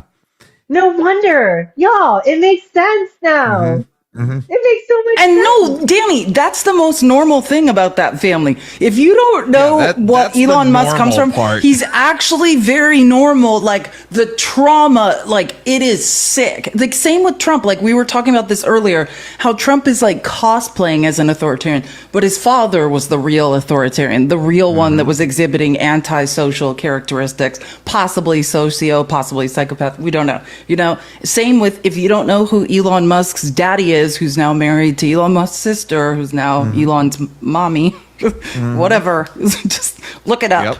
Anyways, Elon Musk, I mean, he's the real authoritarian. Oh, yeah. Yeah. 100%. Yep. I think that it's almost funny. Like I heard you, Felice, earlier we're talking about like being interested in psychology and stuff. And like sometimes you can't truly psychoanalyze someone based off of clips and things like that. But also everything is data. And the more clips this guy puts out, the more this guy talks, it's all data. It's data. It's intaking data. When you're making a diagnosis, everything somebody gives you is data. Even the things they don't say, the things they neglect to tell you, that's data too. Can I say something? The only things I use as data sets are specifically things people don't say. I do not, and you can believe me or not, but I'm very intelligent, and the only thing that matters, do not listen to a word Trump says. Watch what he does, right? The true behavior patterns that need to be tracked. Someone on this app once screamed at me, another creator, you don't know me. I haven't told you anything about me. And I was like, but I watch I watch you. Like, I see your behavior patterns. Like, you don't need to tell me things, right? What you say, who you say you are, that's not reality. What you do, that's reality, right? Yeah, that's it. And I think that sometimes people say one thing and do another on purpose. Sometimes people don't recognize it, right? Sometimes people aren't conscious of it, but it's all data. Yep. 100%. All of it. Everything is a data set. And that's what I say. And I think people are always like, why are you always clocking data? Why do you say you see the world in patterns? Well, I came from a very dangerous family. I don't know how else to say it, where if I wasn't constantly hyper aware and tracking people's patterns, I might not have made it through my childhood because I was defenseless, right? Like when you're a little kid, my only defense is being super aware and understanding who I'm around and like being able to change their mood, or you know what I mean? Like, or fawning, making myself more likable to the most dangerous person in the room. Like people, if you look, and I'm a much better person now, also sober, but in my 20s, any room I would enter, and my boss used to say, if you don't know who the stupidest person in a room is, it's you.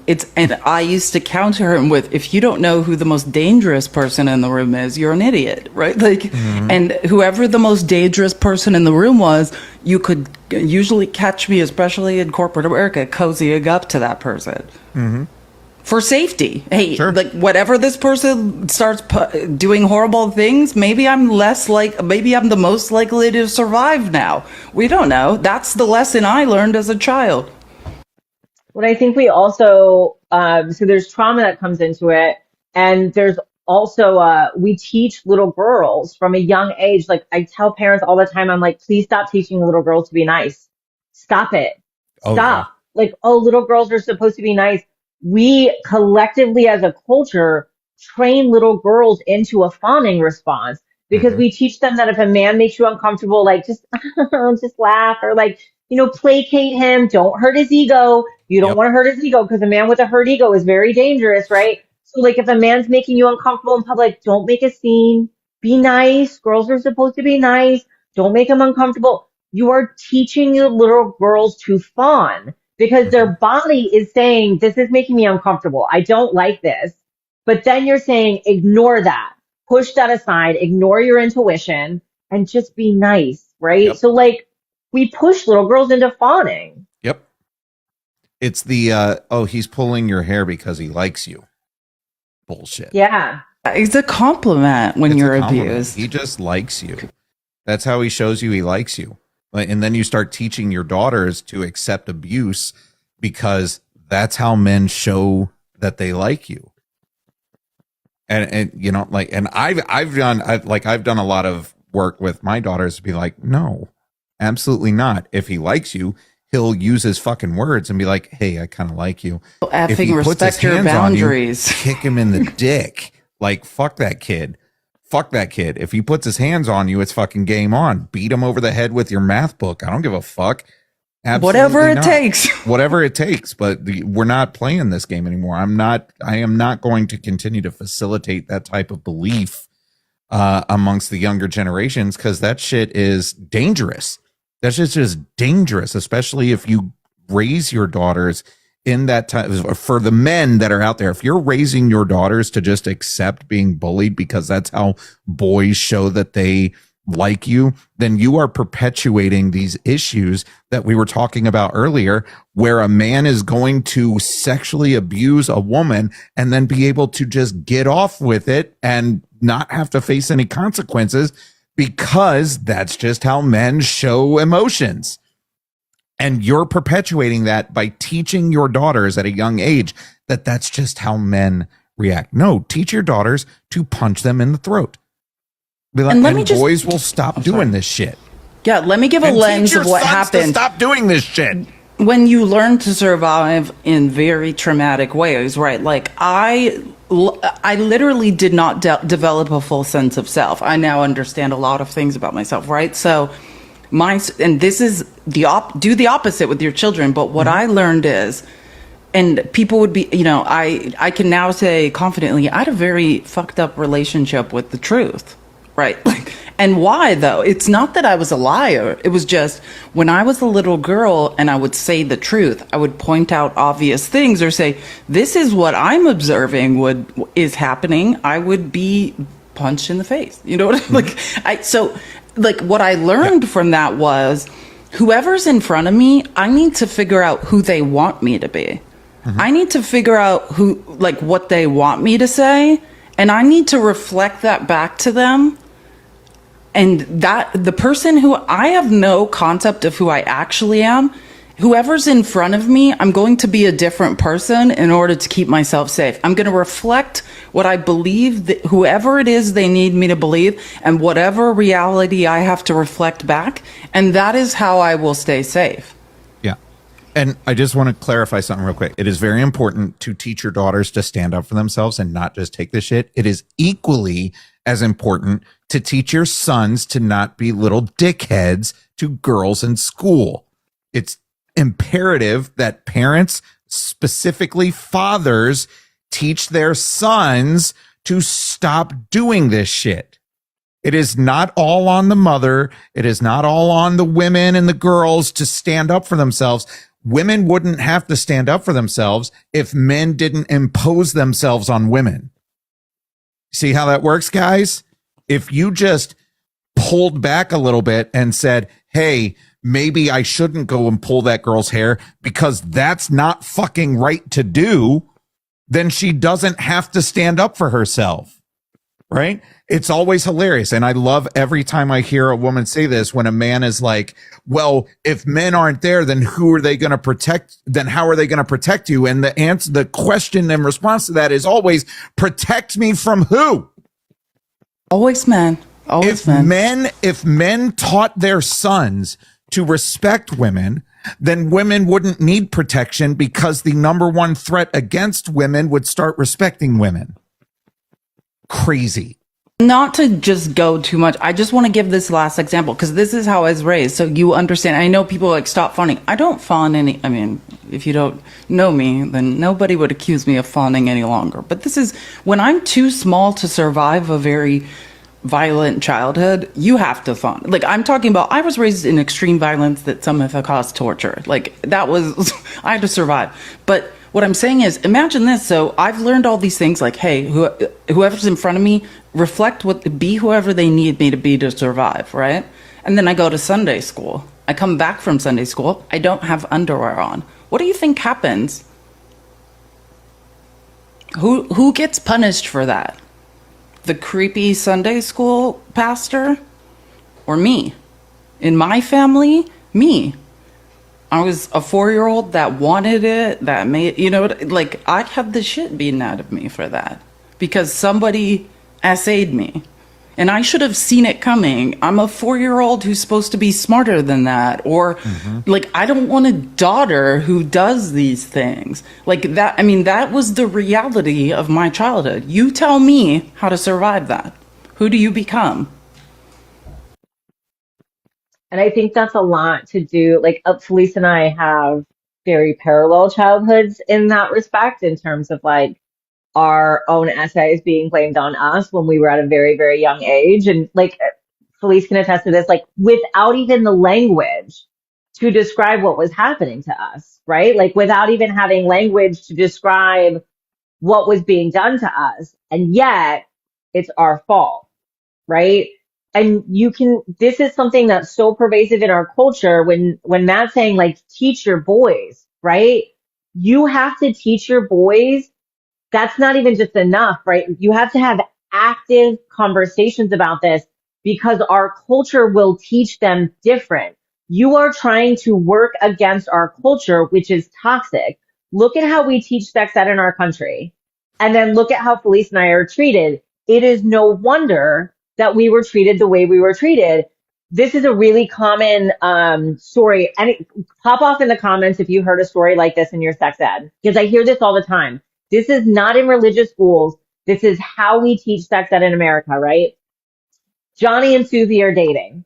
Johnny and Susie have been dating for 6 months. It is important for Susie to wait until they get married. But Johnny has been really, really keen to have sex and really keen to get it on and stuff, right? So he's been asking Susie to have sex. He's been pressuring Susie to have sex. And Susie just says, no, no, no, no, no, right? She keeps saying no. And then finally on their 6-month anniversary, Johnny says, Susie, if you really love me, if you truly cared about me, you would have sex with me because that's how we're going to express our love to each other. So Susie gives in and she has sex with Johnny. And then 2 weeks later, Johnny breaks up with her. And now Susie is heartbroken and she's depressed and she's sad because she gave up the most important part of herself to Johnny. That is sexual coercion. That is assault, right? She said no multiple times and he continued to pressure. But we present this story to 11, 12, 13, 14-year-old kids as if this is normal, healthy sexual behavior. And it is Susie's fault. Yep. The way that we teach sex ed in this country is that sex is something women give and men take. Sex is about men pursuing and pressuring, and women are the gatekeepers that are responsible for boundaries and saying no. It doesn't matter how old that woman is. Because notice, like we said 20 minutes ago, the media will call an 11-year-old girl a young woman, right? And they will blame her instead of the 25-year-old man. So when our own sex ed culture is teaching little kids between the ages of like 10 and 14 that this is normal and healthy and that this is just how men are supposed to push your boundaries. Men are supposed to make you feel uncomfortable, right? Sex is a resource that women have and men are Good girl will say firing. no. A good young woman says no. Good girls say no. But sex is something that is taken from women. Sex is something done to women, not with women. So notice how this isn't a mutual exchange. Notice how this isn't a mutual experience that both people engage in, that both people consent to. This is something men do to women. And now we're right back to dominance culture. Yep. We're right back to masculinity meaning dominance, which means I have to coerce you and convince you and take sex from you. When you're raising a little boy, you are fighting against our culture that says that this is what is normal. Yep. And it's one of those things that you talked about, like fighting against the culture and society. And that's absolutely true, because when I was a kid, right, one of the things that was kind of rampant throughout the school amongst the boys clubs of everything was that no doesn't mean no. It just means not right now. So just keep asking, just keep pushing the issue, and eventually she'll say yes.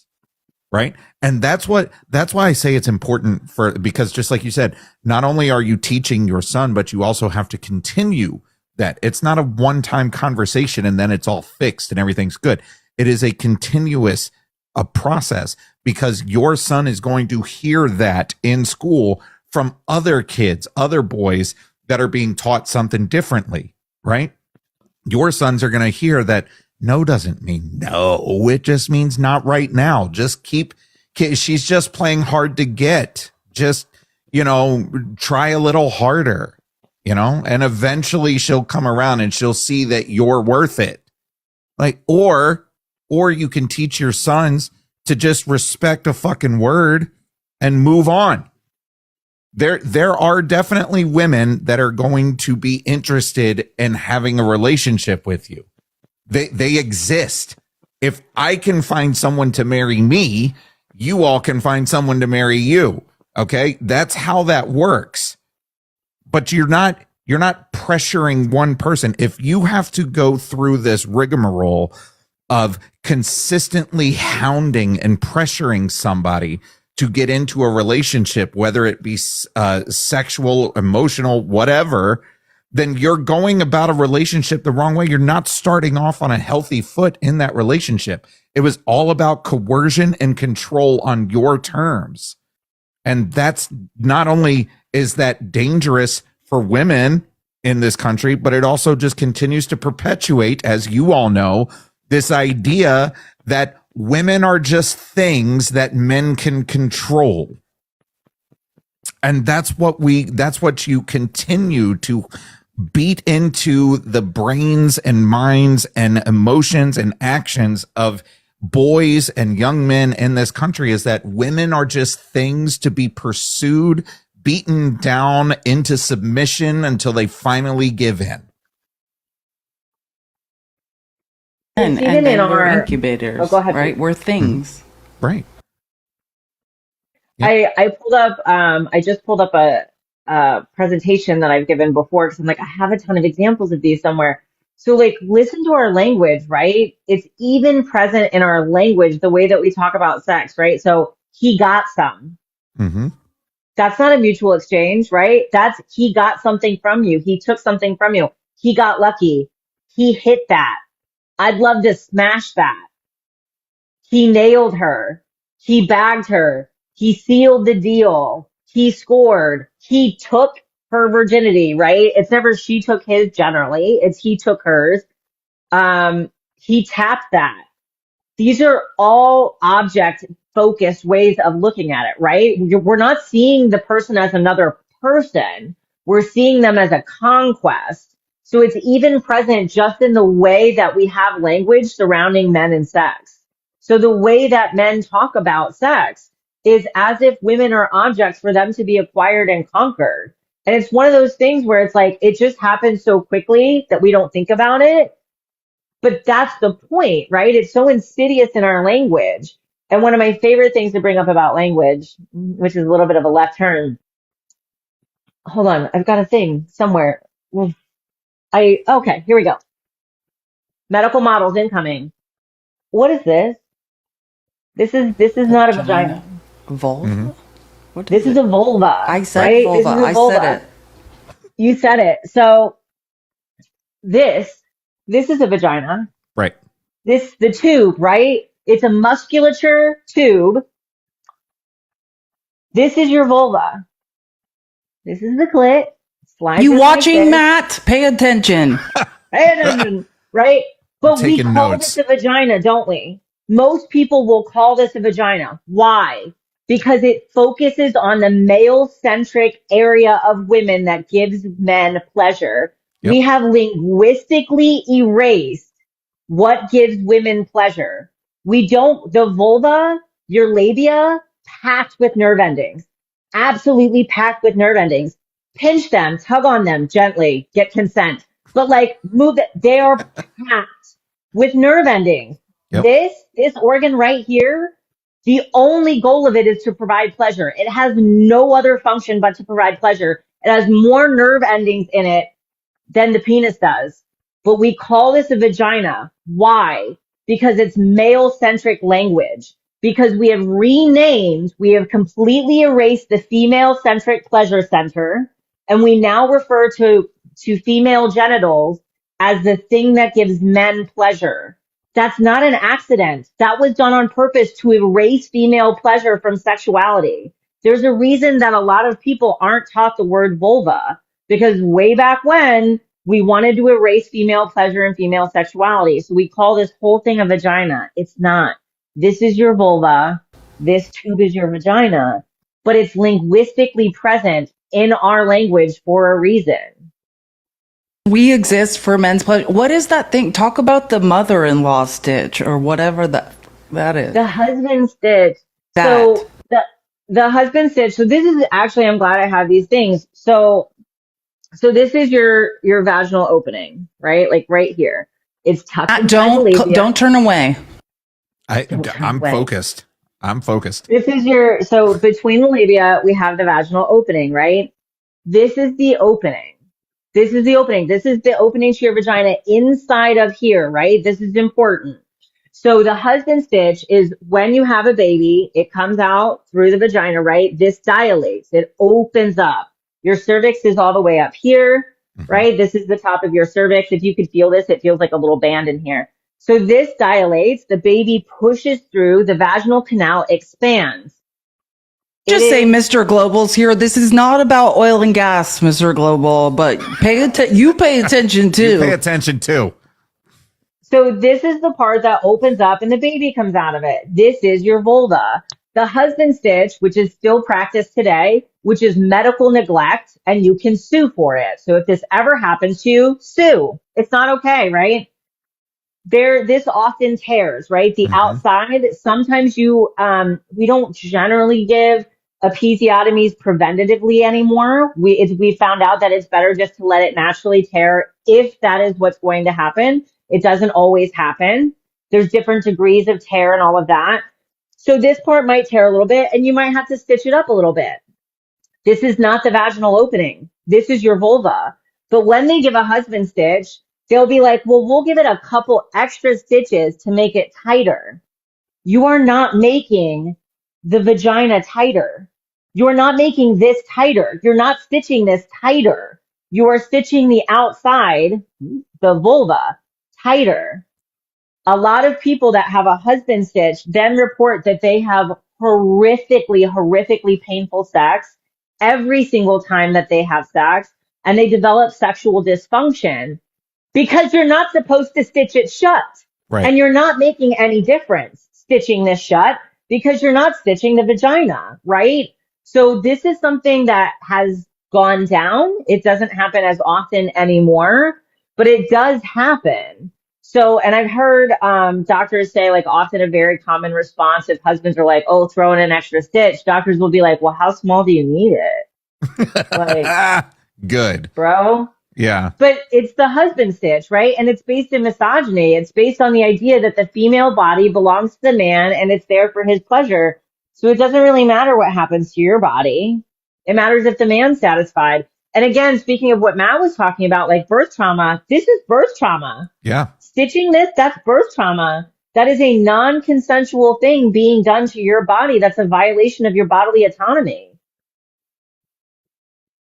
Exactly. I can't agree. I mean, and the vaginal canal, correct me if I'm, I mean, it's muscles, right? Like, that's the thing. If, like, which you can just work out. That's what Kegels are, right? If you, it's. Yeah, so it's always funny to me, wrong one. It's always funny to me that men are like, oh, like you're loose.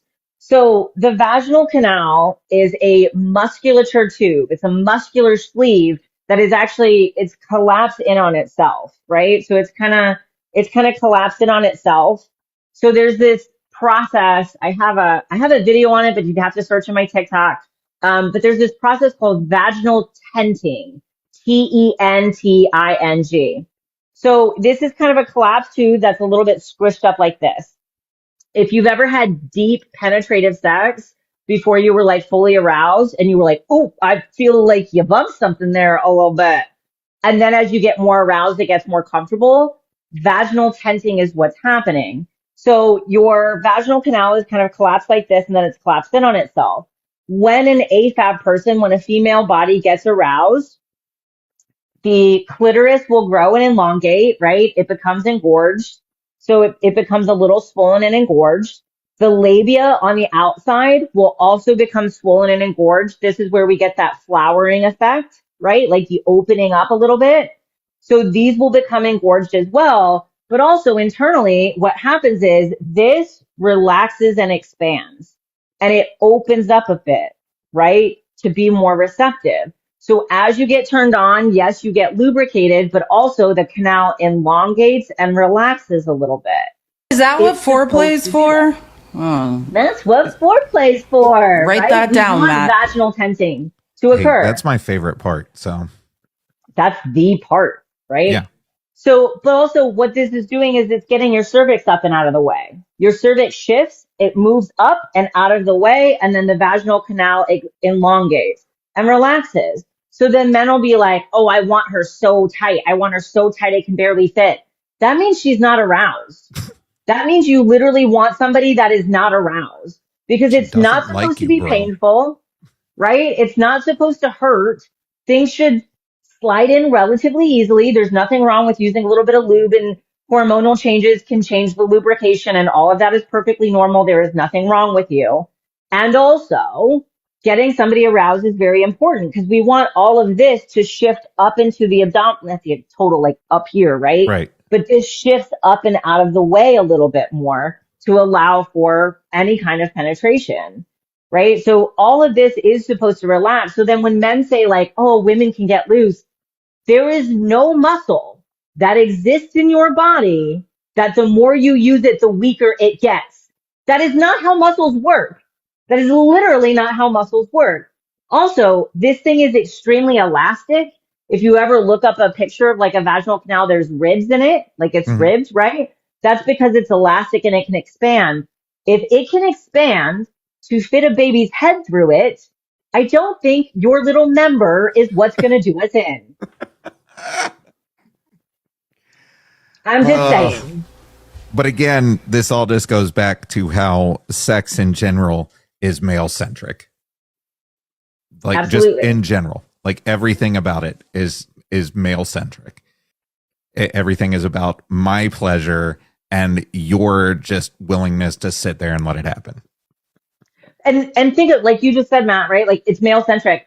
Everyone on this, like comment away. Everyone's heard of an erection, right? Everyone knows what happens. Ooh. No one I would be shocked if we have 5 people on this live that have heard of vaginal tenting. But guess what? Same exact thing. Same thing. Yeah, it's the same thing that's happening. But we've all heard of an erection. Right. Almost nobody has heard of vaginal because tenting. even like what you were talking about earlier, when it comes to sex education, it is purely male centric.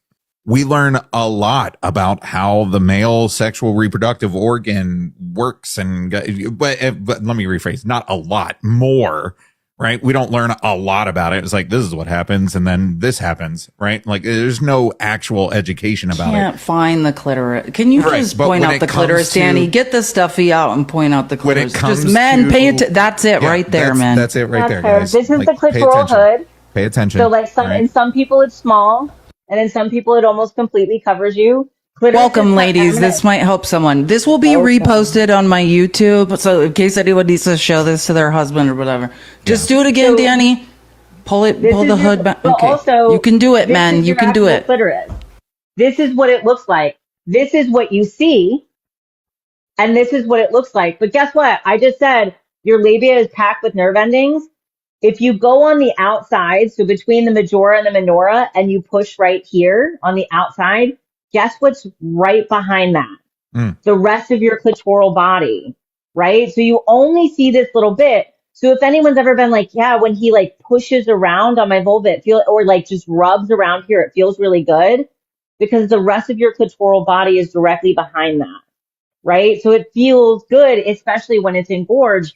And also, your clitoris grows throughout your lifespan, your whole lifespan. It continues to grow. Minimally, tinily, you probably won't notice it. It's so negligible that it's hard to notice. But we do know that it grows for your entire lifespan. So, like, this is a cool little organ, and it gets completely ignored most of the time. Sorry, Frizzle down there got me. They commented, "Shut up, my show's on."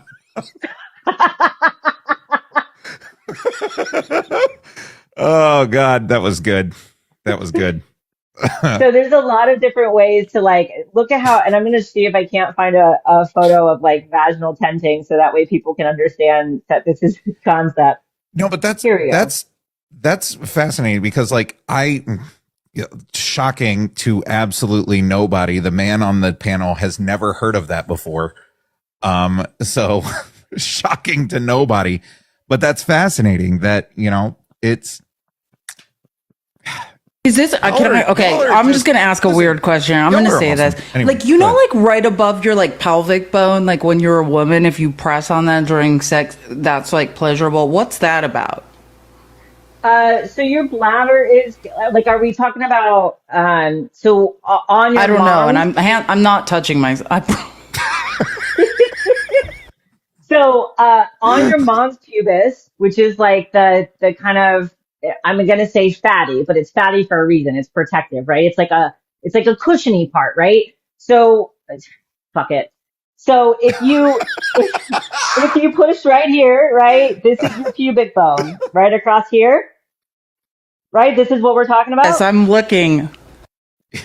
Mrs. McAngry, if you're watching this right now, this is all educational.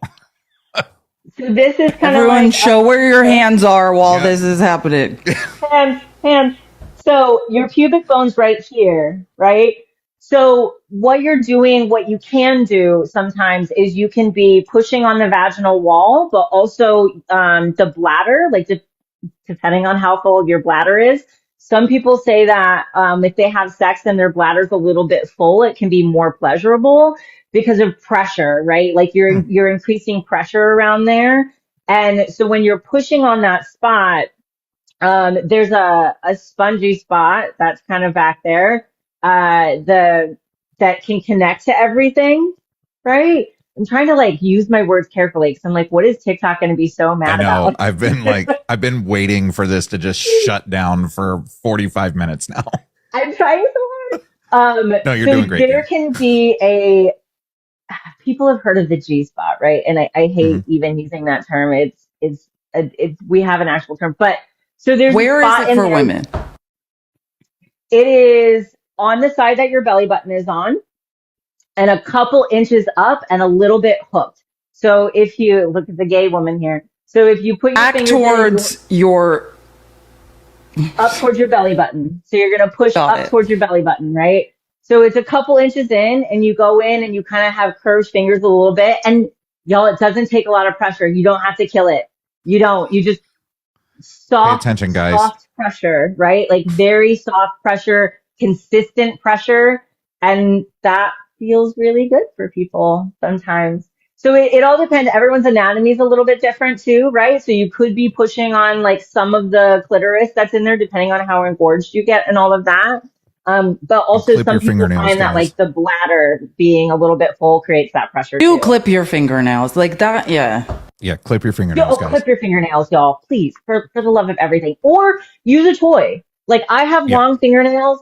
I do not, like everyone knows, maybe not, the lesbian manicure where only these 2 fingers are clipped and you can keep the rest long. That's the lesbian manicure. But I like to have my nails long.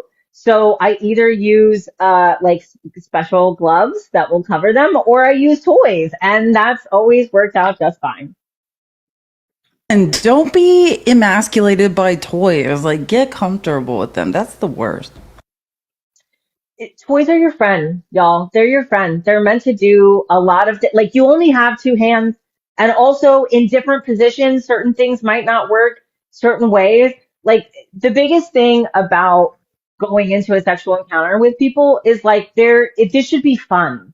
This should be playful, right? Like you should be able to laugh if a funny noise comes up, or like if you go to switch positions and you're like, whoops, right? Like laugh about it. This is supposed to be fun. It's supposed to be funny. Like it's not supposed to be that serious. Can't we have education like this? Serious. This in DBT serious. therapy. This like, is what people should be learning. Hey, and guys, if you have to ask if they got there, then they didn't. So just FYI, I'm just letting you know. As a guy, if you ask that question, then they didn't. Okay, just did you? No, they didn't. They didn't. They'll let you know. They'll let you know. Yeah, you'll know. They'll definitely let you know. And like, you know why Danny's my best friend. A wealth of information. Not the restricted. There it is. Oh my God. No, I'm not removing Danny. You're out of your damn mind, TikTok. This is educational. And anywho, also I think it's funny that when we do educational stuff, that's like, I mean, this is all medical based, right? Like this isn't like graphic or this is all medicine based, and they get really upset about it. Oh yeah. Yep. Yeah, when I got monetized on YouTube, when you read the YouTube, because like this, so people are asking, like on my YouTube, which is the same as my TikTok name, A Girl Has No Name, this will repost, but I probably won't monetize it, because it is in the it specifically talks about that. It's like, when you speak about women's anatomy, for some reason, like that is like not allowed. It's fascinating, right? And it's even monetization on YouTube is male centric. So is like, this is wrong. Like, hey, and you would think it'd be helping men, but apparently this is like the danger zone that no one's supposed to go in. I know you all know this, but maybe there's somebody out there. Men already know everything. So when you're talking about this, like, well, I don't need to know that. There's he enjoys it too much. It's probably a slag. So I won't say it. That I don't think I can say it because TikTok, it's the word I was. So look, if anyone wants to look up like this CUV, that's probably what Felice is talking about, and it's the clitorio-urethral vaginal complex, CUV complex. So if you want to look up CUV complex, that's sort of the word for like that spongy. Everything kind of comes together. There's a lot of nerve bundles right there. The one that's a couple inches inside. Here we go. It's a couple inches inside on the wall that's nearest to your belly button. So CUV complex. If anyone wants to look that up and they're wondering what that is, like that's what we call it. Look it up, man. We should do more of this. This is like, I mean, even though the world's burning down and we're losing our country, this is also good. Like, you know?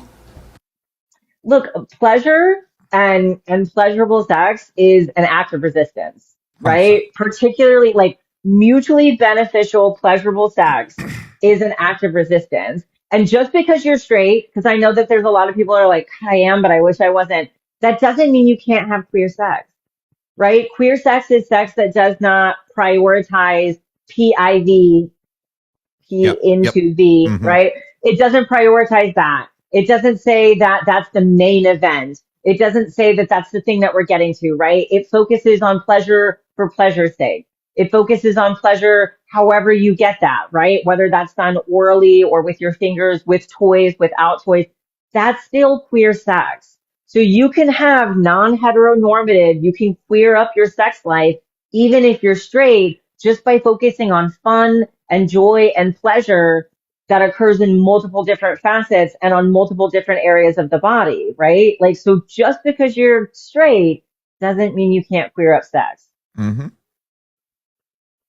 It should be fun, y'all. It's supposed to be fun. Don't let fun and goofy. the authoritarian fascist takeover steal your joy. What is that book called you talk about, Danny? Like Pleasure Activism. It's Pleasure a really, Activism. really good book. Pleasure Activism. It's written by a queer, who wrote that? Was it Adrian Brown? No, it's not. It is. It's Adrian Brown. It's written by a queer Black woman, and it's absolutely amazing. Like, she discusses a lot about how pleasure is a birthright. It's a human right. It's not like capitalists want you to believe that it's a privilege. Capitalists want you to believe that you have to engage in hustle culture to get to the point that you deserve pleasure. And that's just simply not true. Like, you deserve pleasure as a human right. Because you are a human existing on this planet, you deserve to experience pleasure. And it talks also about like erasing female pleasure, erasing the V word that we can't say on here anymore, right? But like, it discusses that and about how that was part of erasing pleasure for people and focusing on this patriarchal view of intimacy in the bedroom is erasure of pleasure, right? So if you reclaim that, Pleasure Activism is the name of the book, right? If you reclaim that, that's Pleasure Activism, the politics of feeling good. It's an amazing book. It's so good. Times bestseller. She teaches you how to inhabit that, right? Like how to do that little bits in your everyday life, how to act as though like, no, pleasure is my birthright and I deserve this. Like own that and harness that power. I deserve this. You don't get to take that from me. This will repost to YouTube, and I do suggest everyone rewatch and screenshot all facts still matters comments. I've learned a lot about you, Steve, during this period of time, and I like you even more now. I love that it's okay to leave the lights on too. Yeah. In the daytime, you can't get away from it. So that's right. That's right. And that's like, even on that, like people, I get everybody we all have hangups about our body. I get that. But also don't act like you interacting with my body is a privilege. You're welcome. You're welcome. And if you're not going to view my body in this beautiful light, if you're going to view my body through critical eyes, rather than, oh my gosh, I'm so lucky that this human is sharing their body with me for pleasure and that we're both going to be getting this. If that's not the lens through which you're going to view my body, you don't belong in my bedroom. Yep. Get out. Right? Like, I'm with the wrong partner. And I get yes, we're all going to have hangups. We all, oh, my tummy looks this way, or I look this way when I sit, or when I'm if you've ever videotaped yourself doing the deed, sometimes you're like, oh my God, I did not know I look right? I don't love looking at myself, but your partner does. Your partner loves looking at you, all your squishy bits, all your cellulite, your stretch marks, all these bits that you're worried about. Like, if they're not loving those holistically as a part of you, if my partner's not running their tongue over my stretch marks, I am in the wrong space. Preach. 100%. You're welcome. Anyone who ever Absolutely. touches me, you're welcome. Yeah, you're welcome. Past and present and future. Yeah, treat your body like that. Like, treat it as if this is a privilege that someone is getting access to your body, and act that way. And if they don't act that way, get out. Yep. Again, God, this is the best class I've ever taken. We have to stop perpetuating this male-centric idea of sex in this country, whether it's the act itself or the education surrounding. The female body is amazing. It is truly amazing. Like, I learned so much today from Dr. Danny, and I'm just things that I should have already known. right? Things that should have already been taught. But that will also, make you more attentive in intimate situations, but also make you more receptive to things that are happening as well. And I don't know. I don't understand this idea that education like this is one, dirty, right? It's not, it's not wrong. It's not, for the extreme religious, right? It's not sinful to understand how our bodies work and how, like, if you want to take a religious, thing about this, like, think about how, if you want to bring God into this situation, because I know some people will, think about how genius the creator of the universe was, that they made a male body and a female body that works in tandem the way that it does, so that not only can we produce children if we want to, but we can also enjoy the process at the same time. You know what I mean? Like, it's not a task. It's not tedious. It's supposed to be enjoyable and beautiful and fun and goofy and experimental and crazy and whatever you want, the two consenting people in the situation agree that it should be, that's what it should be. And I think this stigma surrounding sex and, our bodies is just, it has, stifled our ability to, I think 90% of the problems that we have in this world is just our lack of understanding that our bodies are just our bodies, and they're wonderful and beautiful and fantastic, and they're supposed to be, and we shouldn't be ashamed of that. We just got past that shame. I saw someone getting past shame's a huge, all different kinds of, sexual shame, body shame. And just quickly, because I saw someone saying, intersex people in the comments. I have this book. It's by Lucy Fielding, who is a colleague of mine, absolutely incredible human being, also absolutely incredible book. So the book is called Transsex, Clinical Approaches to Transsexualities and Erotic Embodiments. It is more of a clinical book. I will fully tell you that it's a bit more of a clinical book. It talks about treating clients in sex therapy. However, I absolutely love it because it teaches you how to interact with different types of bodies. It teaches you how to find pleasure with different types of bodies. Maybe if somebody has an array, we all have the same parts. They're just organized differently. That literally, we all have the same parts. We all started out as a female embryo in the womb, right? Like in the uterus, we all started out that way. And then hormones made us create different configurations of the G words that are down there. I'm trying to be really careful. Thanks, TikTok, right? But there are intersex people, there are trans people, there are people that have had different surgeries and things like that on their body. If you're curious about how to interact with a body that you're not familiar with, or you're in a relationship of different orientations, this is an amazing book. It teaches you how to have affirming sex with your partner.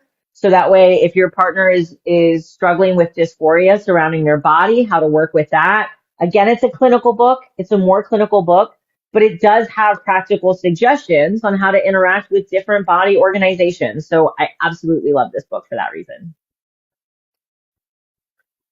Amazing. And yeah, Danny is the best teacher, I promise. And thank you for the super sticker on YouTube, April. You're number one. I appreciate you. Thank you so much. I think, Matt, we've gone a little longer than usual. I thank you for giving time, and I know you need to get back to your family. And Danny, thank you for being here. And I know people I missed the broadcast. I think this is a great way, because sometimes, when we as two women talk alone about women's issues, we don't have, I think, as much of an audience. So I think this is a way to talk about these issues in a larger group where, men can also listen and not feel so, threatened by it. Just reiterates my whole thing is that you all don't need my opinion or my voice. You just need my privilege and my platform. And I am happy to oblige. So we appreciate you. Yeah. So thank you so much. Yeah. Dr. Danny, thanks for coming up and teaching everybody that stuck around, because that was fascinating. That was amazing. I'm just Glad I was happy to helpful. be here. His mind is blown. No, I think I'm not the only I one. told you Danny is the smartest person I've ever met. I did look up because someone had asked. So if you wanted to look up vaginal tenting, because someone was like, if you look up vaginal tenting on the internet and you go to images, you'll find my video on it. If you want to go directly to the video, I think it's on Instagram, so you don't have to search through all my videos, but you'll be able to see some diagrams on it. And probably like the second set down is my video kind of explaining it. So if people were really interested in learning more, there is a video out there and there are diagrams out there. It's amazing. I love this. I'm so glad we did this. Okay, until next week when we do it again in other weird ways. Like, that's our goal. I think Tuesday might be my live day, because I don't know what the fuck is going on with the world, but I seem to be able to make Tuesdays work the best. So we're going to shoot for regular lives again, but if not, then I'm hell-bent to make Tuesdays work. So, because this was fantastic. So...